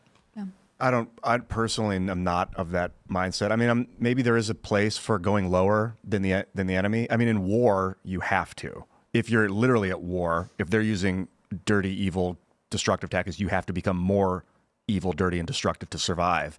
But in civil reality, you're supposed to overcome. But is it civil anymore, do you think? If we say no, it will become war. And so I want it to be civil, so I say it is civil. Mm-hmm. And I treat it like it's civil. But and hopefully the next generation will see the error of the ways and maintain civility. That's my hope. I think it's really hard because I get what you're saying, and I do think that there is a level of there needs to be a little more fire and creativity and how the conservative aspects of the country respond to the attacks. On the other hand, I fear a race to the bottom, and I think ultimately we want a unified country that is strong. And so to me, that it's so much. It's hard because you need this cultural shift. You need people who don't, who would say, I'll never vote Republican. And, they are the people who leave the Thanksgiving table. They don't want to talk to them, to come to a realization that the weaponization of the legal system against one bent of ideology, meaning more conservative, is wrong. And it ultimately backfires on them as well. It's not good for our country as a strong nation. And we want to live in a strong nation. But yeah, I definitely, but I see what you mean. Like we can't just go on where it's like there are all these huge efforts to stop any kind of, conservative movements, whether it's Trump or whether it's, school choice initiatives or, anything. And in response, there's no sort of offense is coming from. Yeah, you can sort of, if someone's trying to undermine you, you can go around it rather than go under them. So there are ways to alter the system by behaving in a way unforeseen that kind of bypasses their attempt to play dirty, where it's like they're undermining something that they thought was there, but by the time they dig under the walls, you've settled in a different location, and they come up and they're like, "Where's the guy we're trying to harm?" So it's a way of focusing energy that might be more valuable and might end up bringing more community to a healthier place. Yeah, I'm curious to see, because I think, like, to your point, for them to actually, I think, come to the realization that they don't want it to get that bad, first, I think it unfortunately has to get that bad, right? It has to blow up in their face. It has to be like, okay, we don't want to be treated the way that we've treated them. And so that's like, I think that we have to get to that point before we can get to the point and the reality that I think we all want to live in is, to your point, where we can be united. But I think that there is too many people on their side right now, unfortunately, who don't want unity. I think to the poll that Tim cited earlier about how 28% of the country believe that, or 28% of Democrats believe that Trump should be dead, is emblematic of that. The country would be better off. Yeah, better off if you. Yeah, that's terrifying. I haven't seen the poll. Was it like 1,000 people? Was it 100,000 people? Did let me pull this up. Sometimes this is a big deal. Yeah, it's a big percent, but sometimes it's a small segment of people, and they might be very twisted people that they polled. So you never, and RMG research. Sometimes it comes out on a day of the week when people are just feeling hot because. And I've heard pollsters refute this, saying, "Well, like, oh no, it's actually 1,000 registered voters, 1,000 people." I mean, I think one of the challenges is the fact that this is a conversation people are having at all, right? Like, there was a time in America where, we would get these polls that said they would rather their kids marry someone of a different political party than of a different religion, right? There were things outside of politics that gave us identity and purpose and values that kind of helped weave American culture, as broad as it is, together. And now I think you see, number one, people are not as religious, and they are not really participating in other social groups. People don't go to bowling leagues or book clubs. There's like volunteerism is down. But on top of that, people look at their political identity as the be all and end all of anything. And it's a litmus test for how you view your neighbors, right? Like, if your neighbor is Republican and you're progressive, then they want to harm you. They are a threat, even though that's not true, right? You just agree on things differently. And ultimately, at one point, political parties had the goal of being like, here is our common values as Americans. How do we achieve them? We offer different solutions, but that's not modern American politics. That's not the way the party systems work. And so there is this battling cultures where one is saying, well, we want this thing, and the other one is saying, we actually don't want you to be here at all. Yeah. And it's very difficult to work through, because if they just don't want you here, but you're still making space for them, then they're going to eventually push you off the cliff. Yeah. Sort of like the pressure of the system is building, maybe because of the printing of money, and people feel like, yo, my kimchi's $8 now, or my head of lettuce is $2.99 when it used to be $1.25. My carrots are $4 instead of $1.80. And so the pressure is building, therefore things are moving faster within the system, and the thoughts are moving quicker. So if some people have little disagreements, they move very quickly. Do you think it's economic pressure, or do you think it's the 24-hour news cycle? I'm wondering, that's what I was wondering. Is it a combination of the economics speeding people's thoughts up and making them like very, very, very.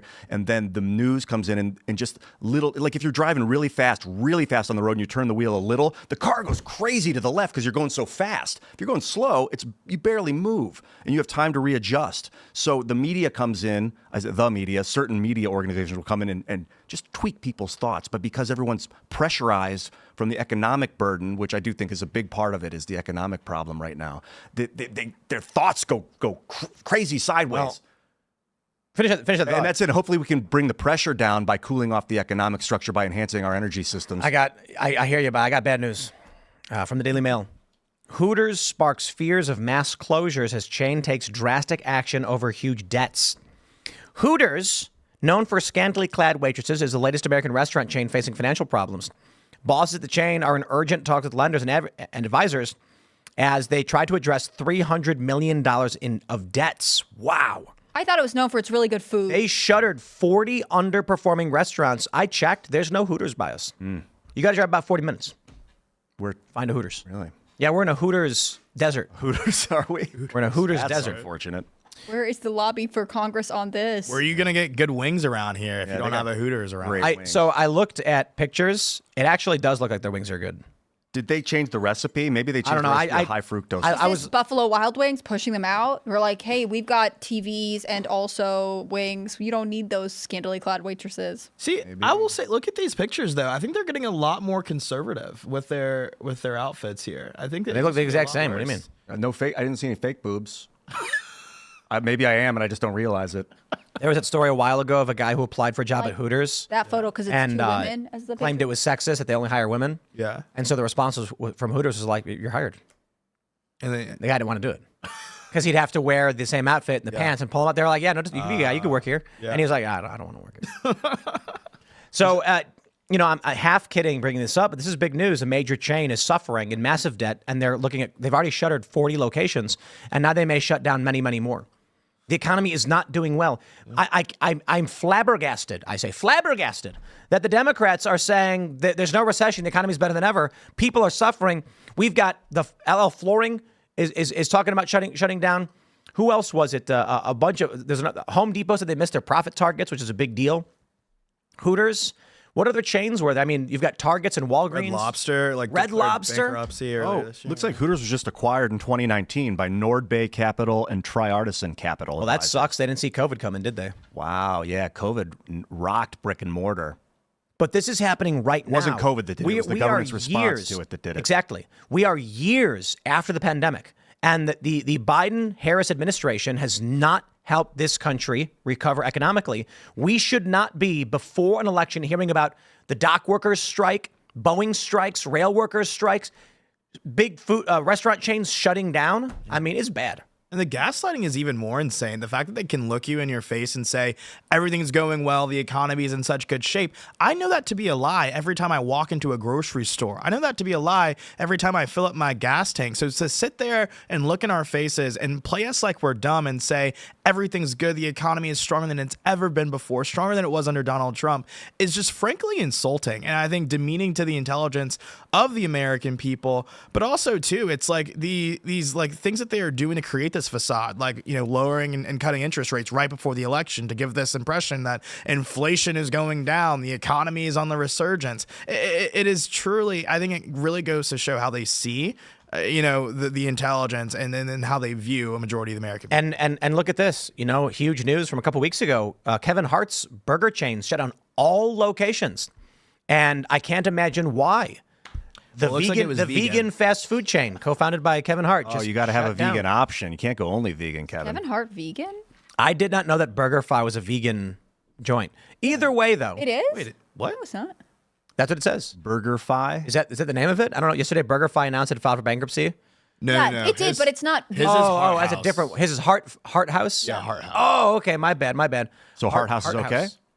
But No, it's gone. BurgerFi is also filed for bankruptcy. Wow, BurgerFi is gone. Red Lobster, or BurgerFi's 10 big names filed bankruptcy this year. It is sad to see. We should be in an economy that's so good, even vegan burger joints do well.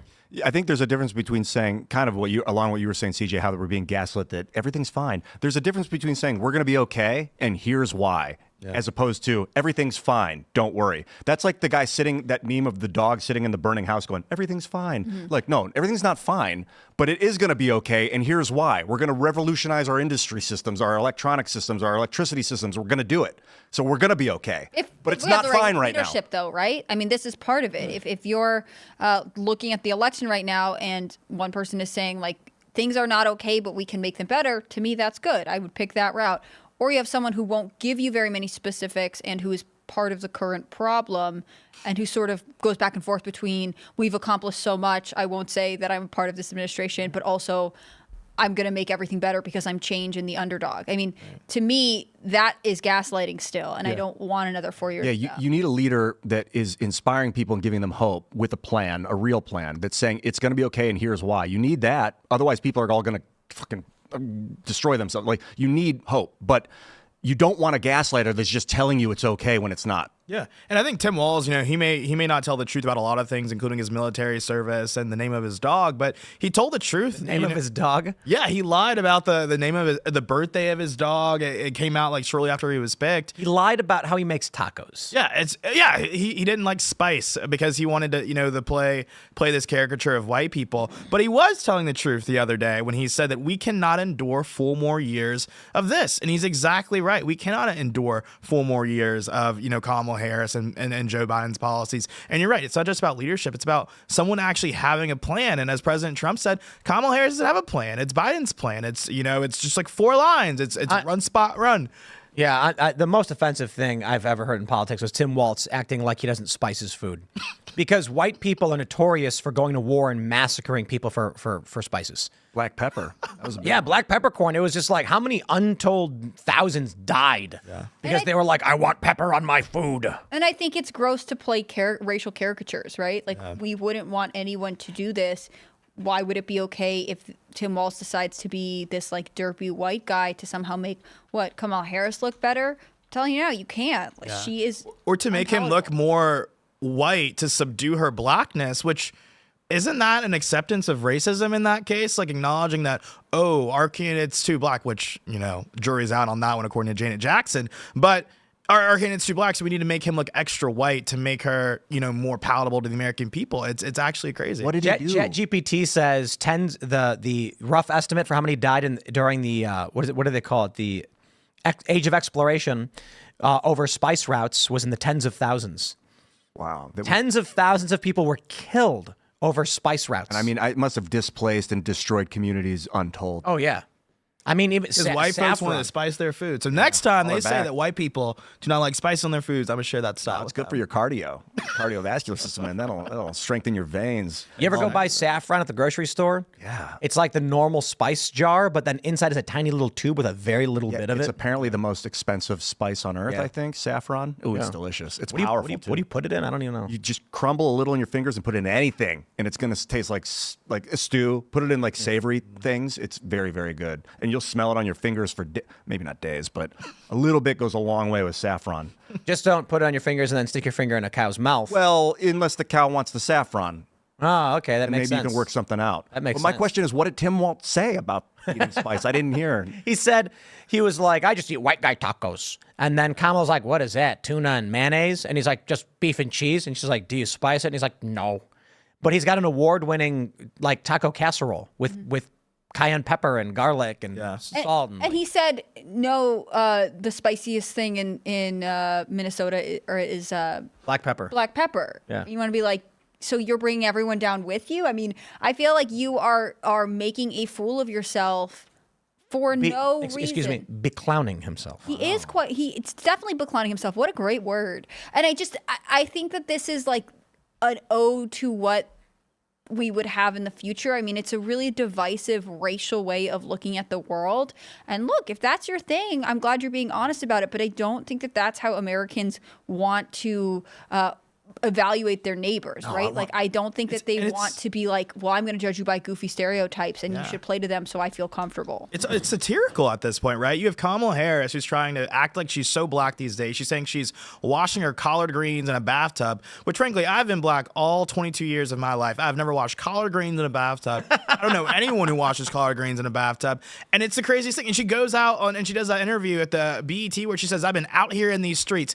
Ma'am, you have a Secret Service detail. You're not out in the streets. You live at the Naval Observatory. And I think like this type of pandering is frankly disgusting. It's demeaning the intelligence of black Americans. It's demeaning the intelligence of all Americans. And then you have, Tim Walz talking about his bland tacos, which aren't even bland. We learn he likes to season them up with sriracha. It's crazy. I can't, because, if there's one thing you can accuse white people of doing, it's going to war over making food taste good. And now they want to play up this caricature of like doofy white people who can't put like spice on their food. What are you talking about? There's salt and pepper on every table. Yeah. Tim Walz is the most manufactured person, though, I think I've ever seen. It's like this entire, like, oh, he's like, this combat vet who refused to deploy because he wanted to run for Congress. You have this entire narrative. He's this like masculine football coach, so he's going to get all the young men to vote for him, when it turns out he wasn't actually he wasn't a head football coach. Like he's an assistant coach. One time, maybe. Right. Yeah. It's insane. We got major breaking news. Eric Adams has been indicted in New York, the first sitting New York City mayor to face criminal charges. What is going on? Mayor Adams has been indicted on federal criminal charges, according to people with knowledge in the matter. He'll be the first mayor in New York City history to be charged while in office. The indictment is sealed. It's unclear what the charge or charges are that he will face. Retired police captain Mr. Adams was elected to the city's 110th mayor nearly 3 years ago. This we know. Do we know anything about these indictments? Because they were going after. They've gone after him for a couple different things. So one is campaign finance. There's an investigation in that. And then they're also investigating him, and I can't remember if it's exactly the same thing, for like potentially taking money from Turkey. But at least I believe 5 of his top officials have resigned in the past, couple months. Today, I think it was the head of the commissioner of schools. And then last week, it was the head of the NYPD. And so there's obviously something going on here.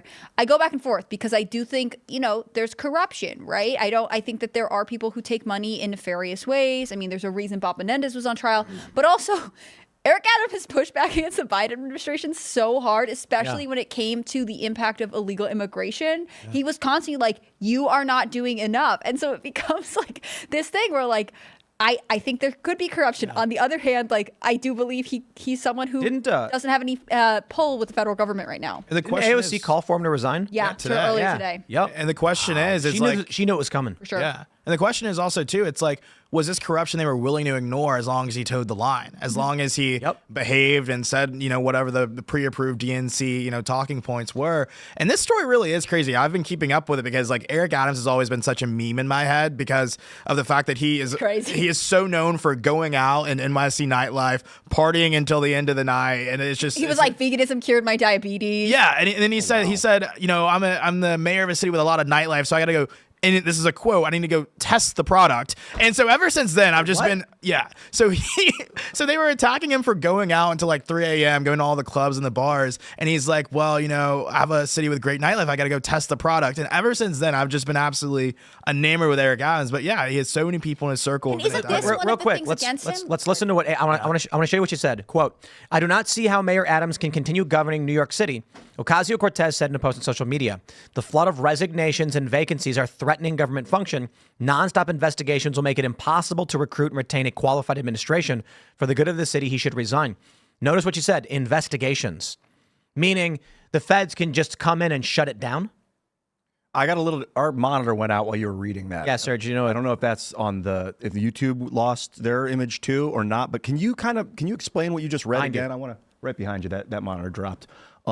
Say that again, but I don't want to make you read all that again. She said the nonstop investigations will make it impossible.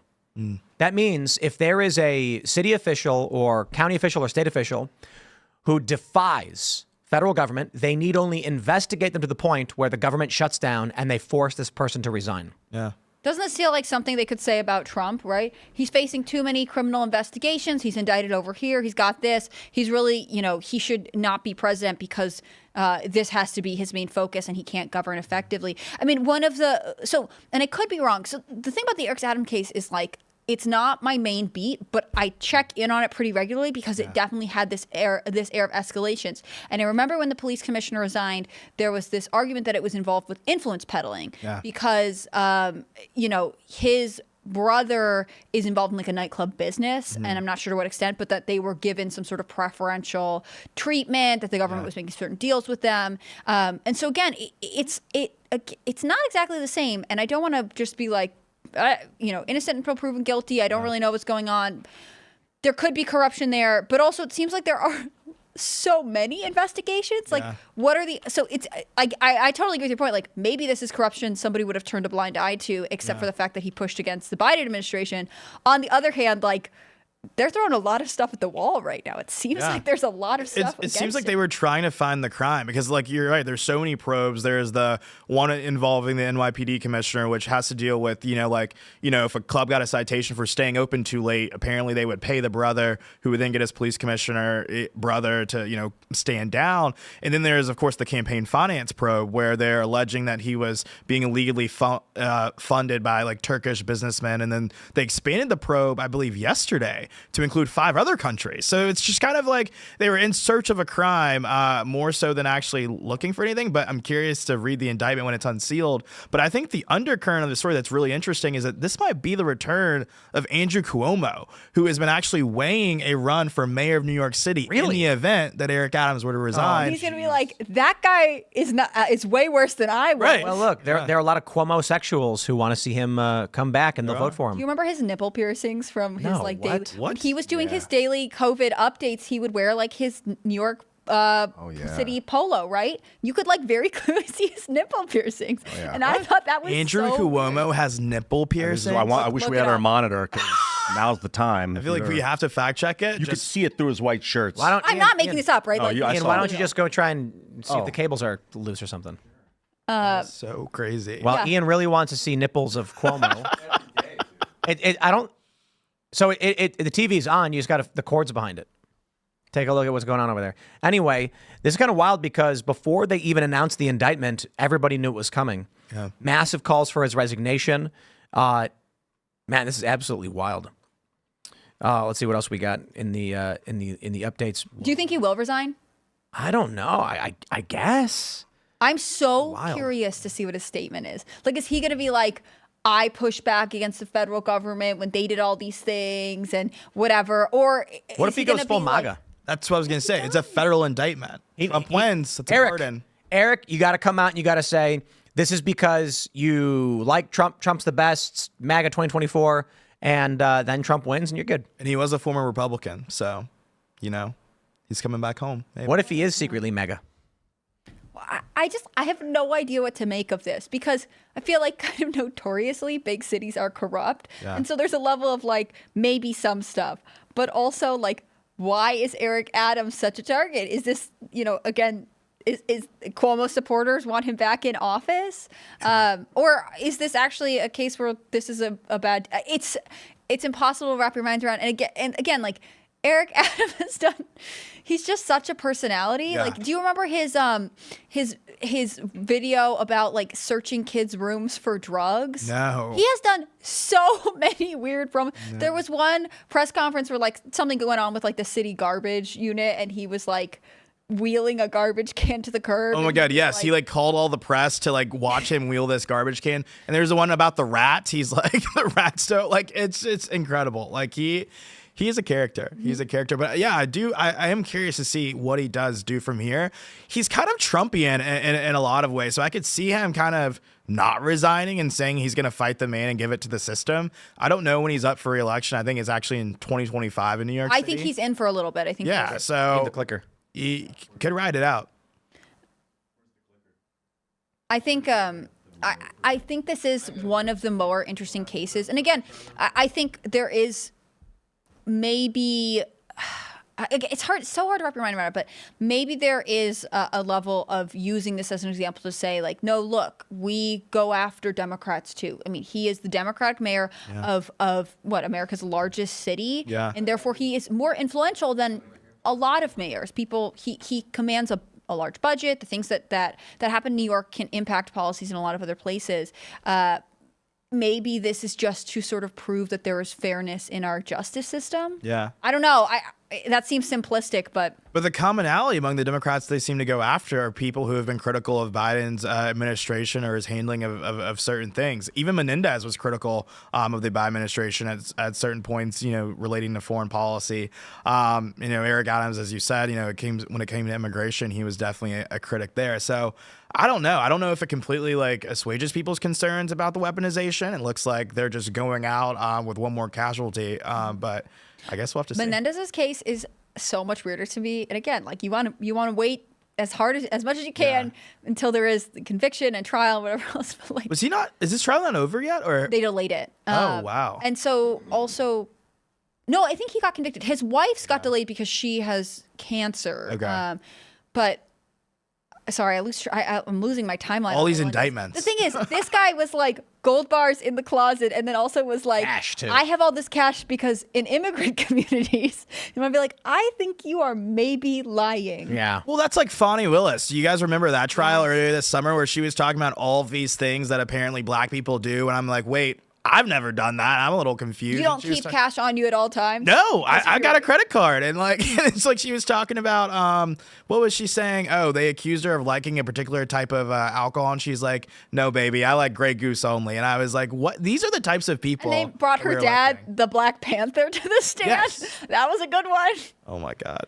You can't make it up. You can't make it up. It's American politics really is the greatest show on earth. And sometimes I only apply this to the presidential elections, but we really have to look to the city level. I mean, there are all kinds of personalities that make up local government. Yeah, no. And I think it's interesting, though, that we're seeing such an aggressive investigation, aggressive indictment of Eric Adams when it took them how long to put Diddy behind, bars? He's not even convicted yet. He's not even convicted yet. We talk about Diddy on the after show. And celebrities are just like us. We got Diddy news. Going to Costco to buy things. And he's now sharing a cell with Baby SPF. oil. Is he really? Yeah. He's what? That would be a wild podcast. They're sharing the same cell in the Who? Sam SPF. Bankman-Fried. What? No. What? Yeah. Imagine that podcast. Is it a big cell? I don't They each have know. their own bedroom? No. I think they're course always not. small, Yeah. famously in jail. Yeah. I can't never find out. Why would they put? Well, he is Diddy, so they gave him a luxury suite with a private bathroom. That's what I'm and- wondering. Yeah, right. Well, hopefully for Sam, Diddy doesn't have any baby oil in there. That would be He's unfortunate. like, I need to freak off right now. Why would they I'm put? sure he'll get plenty of those. It's like a high-profile cell where like really famous people go. Jeffrey Epstein was there. Same cell Not the same cell, the same unit. where the cameras were shut off, Yeah. and the guards were asleep or whatever. Wow. So now Bankman-Fried's there, and Diddy's there. Yeah. All right, everybody, we're going to go to Super Chats. So if you haven't already, would you kindly smash that like button, subscribe to this channel, share the show with each and every one of your friends. One by one, go. It's the best show. Everyone agrees. At least that's what I was told. Head over to timcast.com, click join us, or sign up to become a member. We could use your support. As many of you know, I am suing the Harris campaign because they have defamed me. And we take this very seriously. And so if you would like to support the work that we do in general, timcast.com, you become a member. You'll get access to that uncensored show coming up at 10 p.m. But there's not much more news in that regard.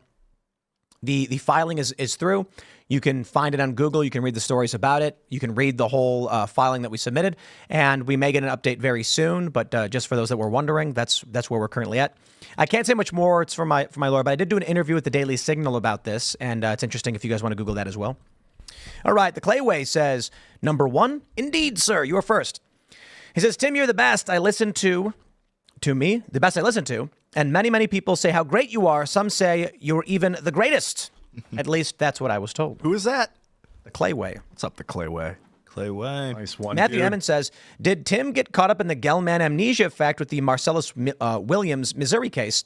The victim's purse was in his car, and he sold her laptop. No, sir. I would suggest that perhaps you are caught up in the Gelman amnesia effect, because it also was reported that there was a $10,000 reward for information leading to the conviction of the individual. And the challenge is There was a cellmate who claimed he bragged about the murder, and his ex-girlfriend said that he had the jacket and he had the things in his car, but they were financially incentivized to do it. The question then becomes, if you believe this man is evil enough to murder someone, do you not also believe it's possible that someone else would be evil enough to lie about someone being a murderer for $10,000? I'm not. So if someone's evil enough to murder for a purse, would someone else be evil enough to murder for $10,000? I'm not saying I know. I'm just saying the family had come to an agreement to reduce the sentence to life with that possibility of parole. And the state said, no, we're going to execute. That's what we do. And so, yeah, I don't know. I disagree with the execution, I suppose. There are 4 other executions scheduled for this week in different states across America. One involves, like, if you guys are interested in this and want to read up on cases and debate the death penalty to yourself, which I think is a really important exercise, you should look at his name is Robert Robertson's case. He was convicted of murdering his daughter via shaken baby syndrome. But there's controversy around it, so check. He's getting the death penalty for that? Mm-hmm. Wow. Kind of wild. I thought the death penalty was just for like if you're like tortured and it was like egregious I think murders. if you murder your own child with shaken baby syndrome, people are pretty against it. No, but death penalty is for when you've committed crimes so serious that you're a threat to others. You cannot reasonably be imprisoned. It's just an interesting case, right? Like, does that? What state was that? That one is. I think that one's Texas. Yeah. Like the like I Marcellus, the Marcellus Williams case I get, he had other felonies for burglaries, and he was convicted of stabbing a woman 43 times. That's like a heinously, insanely brutal thing to do, where the argument legally is, we don't think this person will be safe to be around for anybody, so this warrants the death penalty. Yeah, I don't know. That case is hard for me because I think you look at his criminal history, and that's obviously jarring to be arrested that many times for a range of seemingly violent offenses. But the DNA is just for it to be inconclusive. I did read an argument where they said wearing gloves. We're applying 2024 DNA standards to old evidence, and their argument was like the DNA that was on the piece of evidence belonged to one of the crime scene technicians. I think the prosecutor, because they handled it without gloves, presuming that the case was over. Yeah. And Williams was accused of wearing gloves when he committed the murder anyway, which would make sense. Yeah. So there wouldn't have been his DNA on the weapon. Yeah. But I don't know. Wow. The only thing I can say is I have no comment on the actual merits of the case. There's always some kind of doubt. The question is, if the family said they wanted life without possibility of parole, then why not just be like, okay, in the interest of justice, the families have decided this is what they want to do. Many people responded with, victims have no say in what justice is. And, opinions. All right, let's go. J Red says, everyone seems to have glossed over the Secret Service text saying, looks like someone followed our lead as crooks entered from the Secret Service parking lot. Indeed. Yeah. Kind of weird. Jason Dixon says, let's go, Tim. Franchise the Cast Brew. I'll hire some former Hooters girls in Houston. There's a plan. There you go. When people want a franchise, is there a good way for them to contact? Because sometimes I'll get I messages. cannot issue any comments on those words for legal reasons. Okay, good to know. Yeah, you're not allowed to. We're working on many things related to a national expansion. And You're not allowed to talk about... Why would you ask that question after Okay. what am I supposed to do? We'll go later.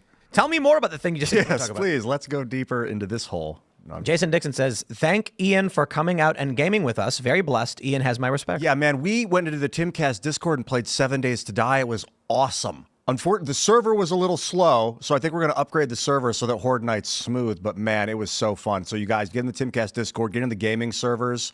That's what it's all about. You know what we need to do is we need a Magic the Gathering Commander room in the Discord. Yeah.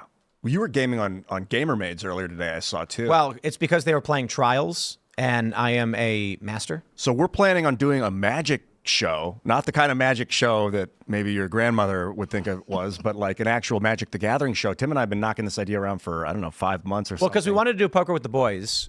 There are some developments there. I suppose I should announce this too.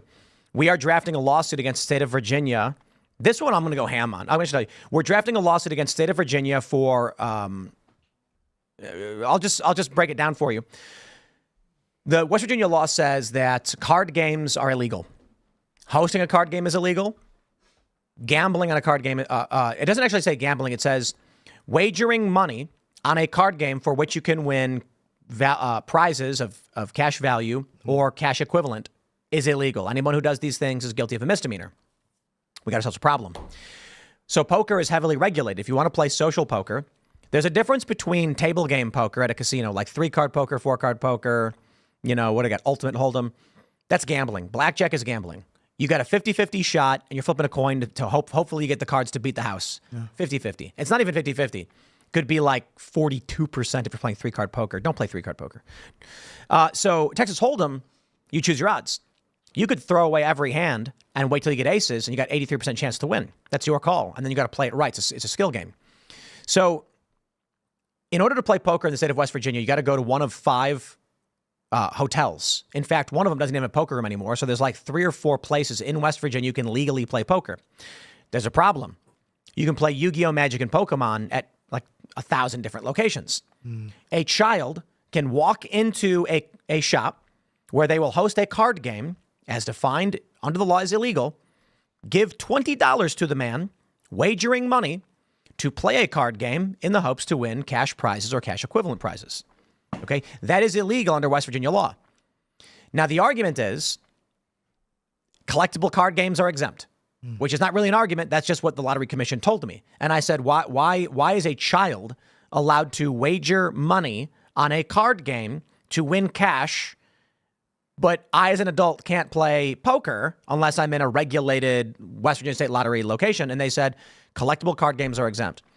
So we are going to sue, and they're either going to have to ban Pokemon or they're going to have to legalize social poker.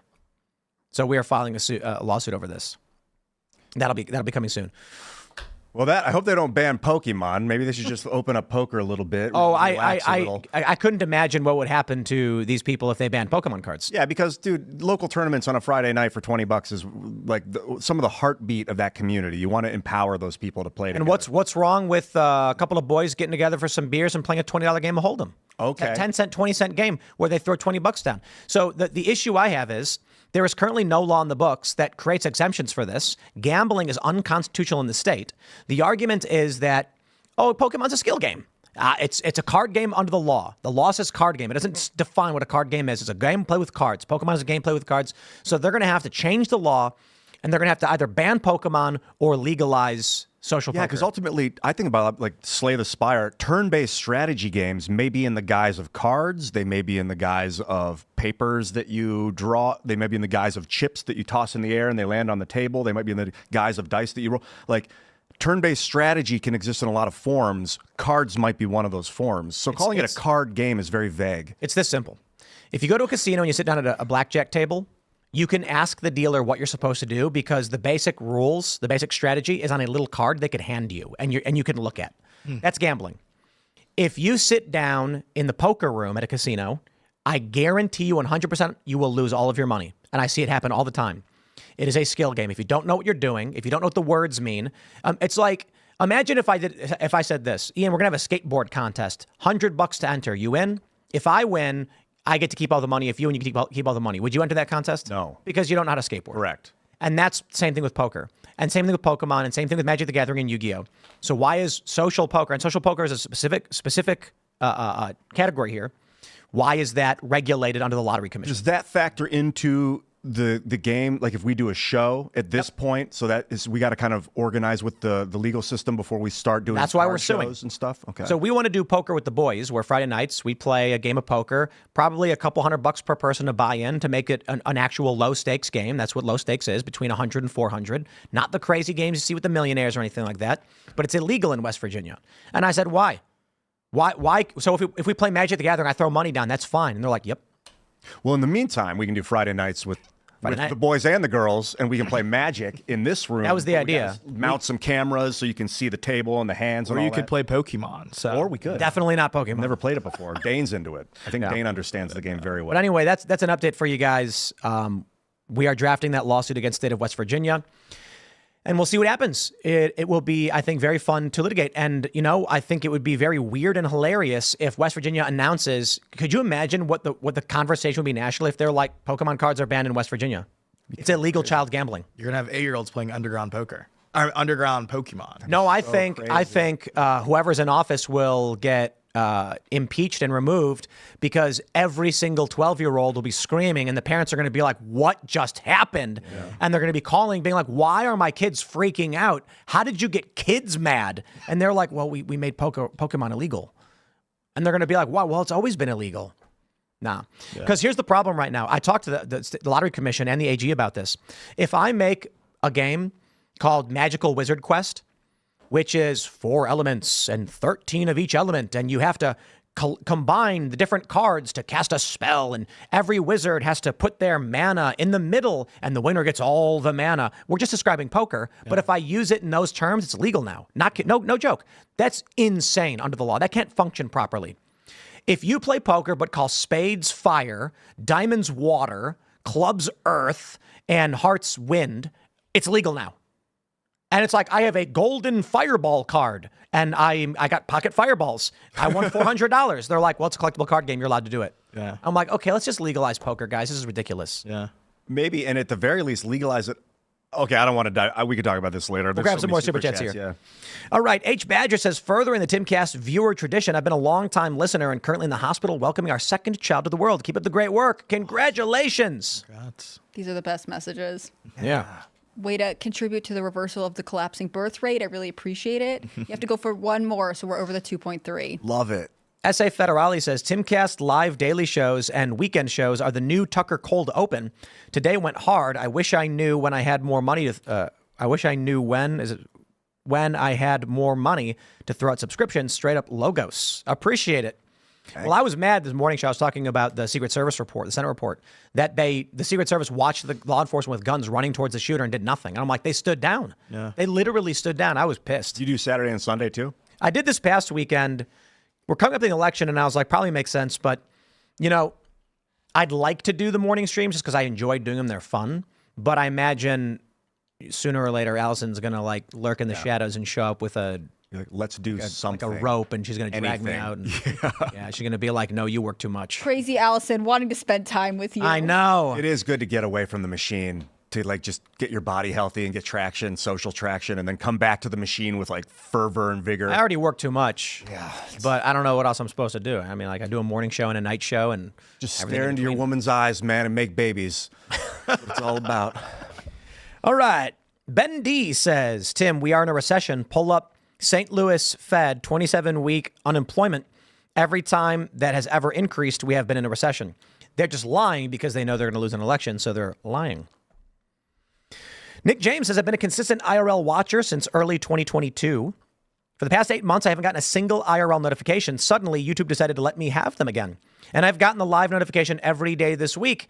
All right. That's good, I suppose. So, share the show, everybody, right now. If you like the show, take the URL and share it. Maybe there's an easy way we can do this because I mentioned this. If every single person who watched, like at one moment, tweeted out the show, it would create a worldwide trend. Now, I'm not kidding. If you look at the worldwide trends, you'll see sometimes it's like 10,000 or 20,000. Sometimes it's not that many. If 50,000 people tweeted Timcast IRL at the exact same time, it would be the #1 worldwide trend. On Twitter, I think a post on Twitter with a link in it, an external link, it's down regulated in the algorithm. So if there's a way to tweet it out without the link, and then the first comment in the thread is the link to the show, you'll get way more traction. When we tried multi-streaming, the problem with multi-streaming was that it desynchronized the start of the show. And so what happened is we have this debate coming up. We're going to do the multi-stream for it because we don't want to get taken down. And it worked really, really well. Rumble kept crashing. No disrespect. We love Rumble. And they worked on it and they fixed it. The problem was the next time we tried going multi-stream, YouTube was ready to go. We hit our call time and X and Rumble hadn't ingested the stream at the same amount of time. So YouTube was faster. Then Rumble lit up, then X lit up. And so we have to wait till they're all live to hit the go live button because it's one button. Gotcha. One button activates all of them, but they have to ingest the stream first. I use Streamlabs, and I go live on YouTube, Twitter. But do you wait in the beginning? Twitch is a good platform for this show too. We get banned in 2 seconds, dude. Maybe not though. It's Amazon. I mean, they're pretty cool. It's a gamification. Might as well. Jeff Bezos, pretty cool guy. Did you have to wait in the open? Because what happened to us is, No, I just go live and it sends to all platforms. Rumble's another one. why don't you go watch the streams and see where it cut It you might off? be desynced though. I don't know. They're going to be. What's going to happen is usually wait before I you're start gonna talking. you're gonna open X and it's gonna start 10 seconds into the show and you're gonna be going, well, that's what I told him not to do. Anyway, onto the show, and it's gonna be like, wait, what was he saying? Because it's gonna cut the beginning off. We can't do that. We have a cold open. So What about the? it says Timcast, and here's the promo, and then we have to wait till they're all loaded so we know we can press go. When we go, isn't there the Timcast IRL like lead-in screen for like 20 seconds, and then we start talking? So we have a delay. Then there's like 5 seconds beyond that, and the problem is if it's not ingesting the stream, we cannot press live. We got to get a theme song that plays in the beginning. Even that would No. like a sitcom we used intro to with wait you, 30. like, We used to smiling wait at the 30 camera. seconds, and everyone complained about it because they were like, just go live. And then the problem is when the show ends, people want to watch the show later, and there's a minute or two of dead air, and people were like, I want the show to just start, and so we're like, we'll try to make it start as fast as we can. So there's about 10 to 15 seconds of dead air, so maybe a little bit more. I don't know. But that's the challenge, man. That's a challenge. Although I would like to multi-stream, it would be fun. But Yeah, you can funnel the chats into one mega chat too. yeah, well, let's read some more. All right. 2300 Gear Jammer says it should be renamed the Department of Offense, and all high-ranking officials should be required to announce themselves by saying, I'm a huge piece of doo. Aha. Indeed. All right. Trying to Learn says bombing at California courthouse just reported. Is this political or a local nut job? I saw that earlier. I'm not sure. They took a man into custody for it. If you go to scnr.com, I covered it today. They took a man into custody. At least 5 people were injured last I saw, and it was what appeared to be an explosive device that went off that presumably he created. But they haven't said who he was or who he is and what the motivation was. But yeah, Santa Maria County Court or Superior Courthouse. Outdoors with the Morgan says, love you, Ian, but Tim's right. I was there on 7/13, and I will be there on 10/5. Trump raising his fist showed leadership, massive balls, and it let us know that he was okay, and we will be okay. Yeah, but imagine, just for a second, what if he'd got hit after he got back up? How horrible that would have been. So I agree, it did, in retrospect, give us hope that he survived in the face, but like, it's not a good replicatable thing for a president to do if he gets shot at on stage from an unknown assailant. You want him to stay down. He needed to stand up. I don't know about that. He had just gotten hit and dropped to the ground, and people were saying online, did he die? Trump stood up so that everybody could see instantly in the video he is okay. And it's been the defining moment of the campaign. Like, that picture will probably be the most iconic image of my lifetime. It's insane. I'll tell you this. Maybe Trump could have dropped down and then just feigned injury, so they carried him out, because then the news would have been insane. Maybe, I was talking about, we were going to the RNC. We had just arrived. It's Saturday. And so we have no equipment. We arrived before the crew is and everything is set up. And so we go to our hotel, we get lunch, and then I'm like, let's go to hang out at Potawatomi. Bingo Casino over in Milwaukee. And I'm playing poker. There's this state rep from Missouri who was there. It was really cool. And no one knew anything. At one moment, I look up at him. He looks at me, and I was like, did you just hear what happened? He's like, yeah. I just heard him. Like, holy crap, dude. And we're looking at all the TVs are just sports and other garbled nonsense. Nobody knew. Nobody cared. Nobody knew. Went around. But I wonder if Donald Trump stayed down and Secret Service lifted him up and actually carried him out, and people thought that he might have lost his life, every television station in the country would have switched to breaking news, because they would have feared that he actually died. The problem would have been, I think, after that, when people realized the injury was just like to his ear, the media would have made that such a He's a coward. It said, what a weak, he got grazed in the ear and he collapses and faints. Are you kidding me? I mean, do you remember the debate over at the RNC where they were like, does his bandage have to be that big? Right. Like they'll think any reason to think Trump is being dramatic. Trump could have just laid low for a few weeks and said that the injury ended up being superficial and, or something. Well, let's grab a couple more super chats. Kyle Pickett says, Ian, please use your weather powers to help pray for the Floridians and others that are about to face the wrath of Mother Nature. I'm one, and I'm staying on the coast in the Florida Panhandle. Who is that? Who's that? Kyle Pickett. Kyle, you have the power to manipulate the weather Okay, as well. Ian? That's the point. We all of our magnetic fields can interfere. The Native Americans had the rain dances they could do, but I can't do it for you. You have to do it for you. Okay, Ian, we've got 5 days of rain here. Why don't you make it stop? Because I like the rain. I know. Everybody here needs the rain to stop. It's getting really bad, and it's damaging to the local flora and fauna. Yeah? There's too much rain. So how about you make the rain stop? I mean, I was thinking that on the ride over. It was kind of gloomy. If tomorrow I check the weather report again and the rain forecast is gone, I will believe you. Well, Here it goes. no, I'm being honest. can't actually do I it. don't want to do it right now. Oh, Well, why okay. wouldn't you, like, you You spend can a lot do of it. time in Florida. Why wouldn't you go to No, I Florida and can't. try and stop the hurricane? Because the people in Florida can do it.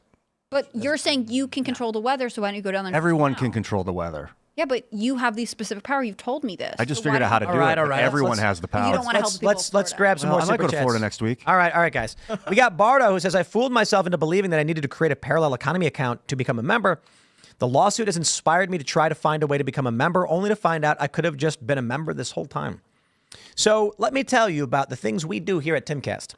When you go to timcast.com and click join us, to sign up, we have two options. PayPal is no longer an option. Parallel economy is our principal financial mechanism for your transactions. Parallel economy, of course, is associated with Rumble and Dan Bongino. It is an alternate financial transaction system so we can get away from the cancel culture machine and build up our own resilient institutions. So there are fees in all these transactions. Here's the best part. When you become a member, not only are you helping support our work, but we actually pay for that service, which means portions of the money that you pay actually help Dan Bongino and Rumble's financial services company, which is helping build the parallel economy, providing you're basically buying more than just Timcast. You're actually buying the financial services. So we try to make sure that everything we're using, we're on a Rumble cloud.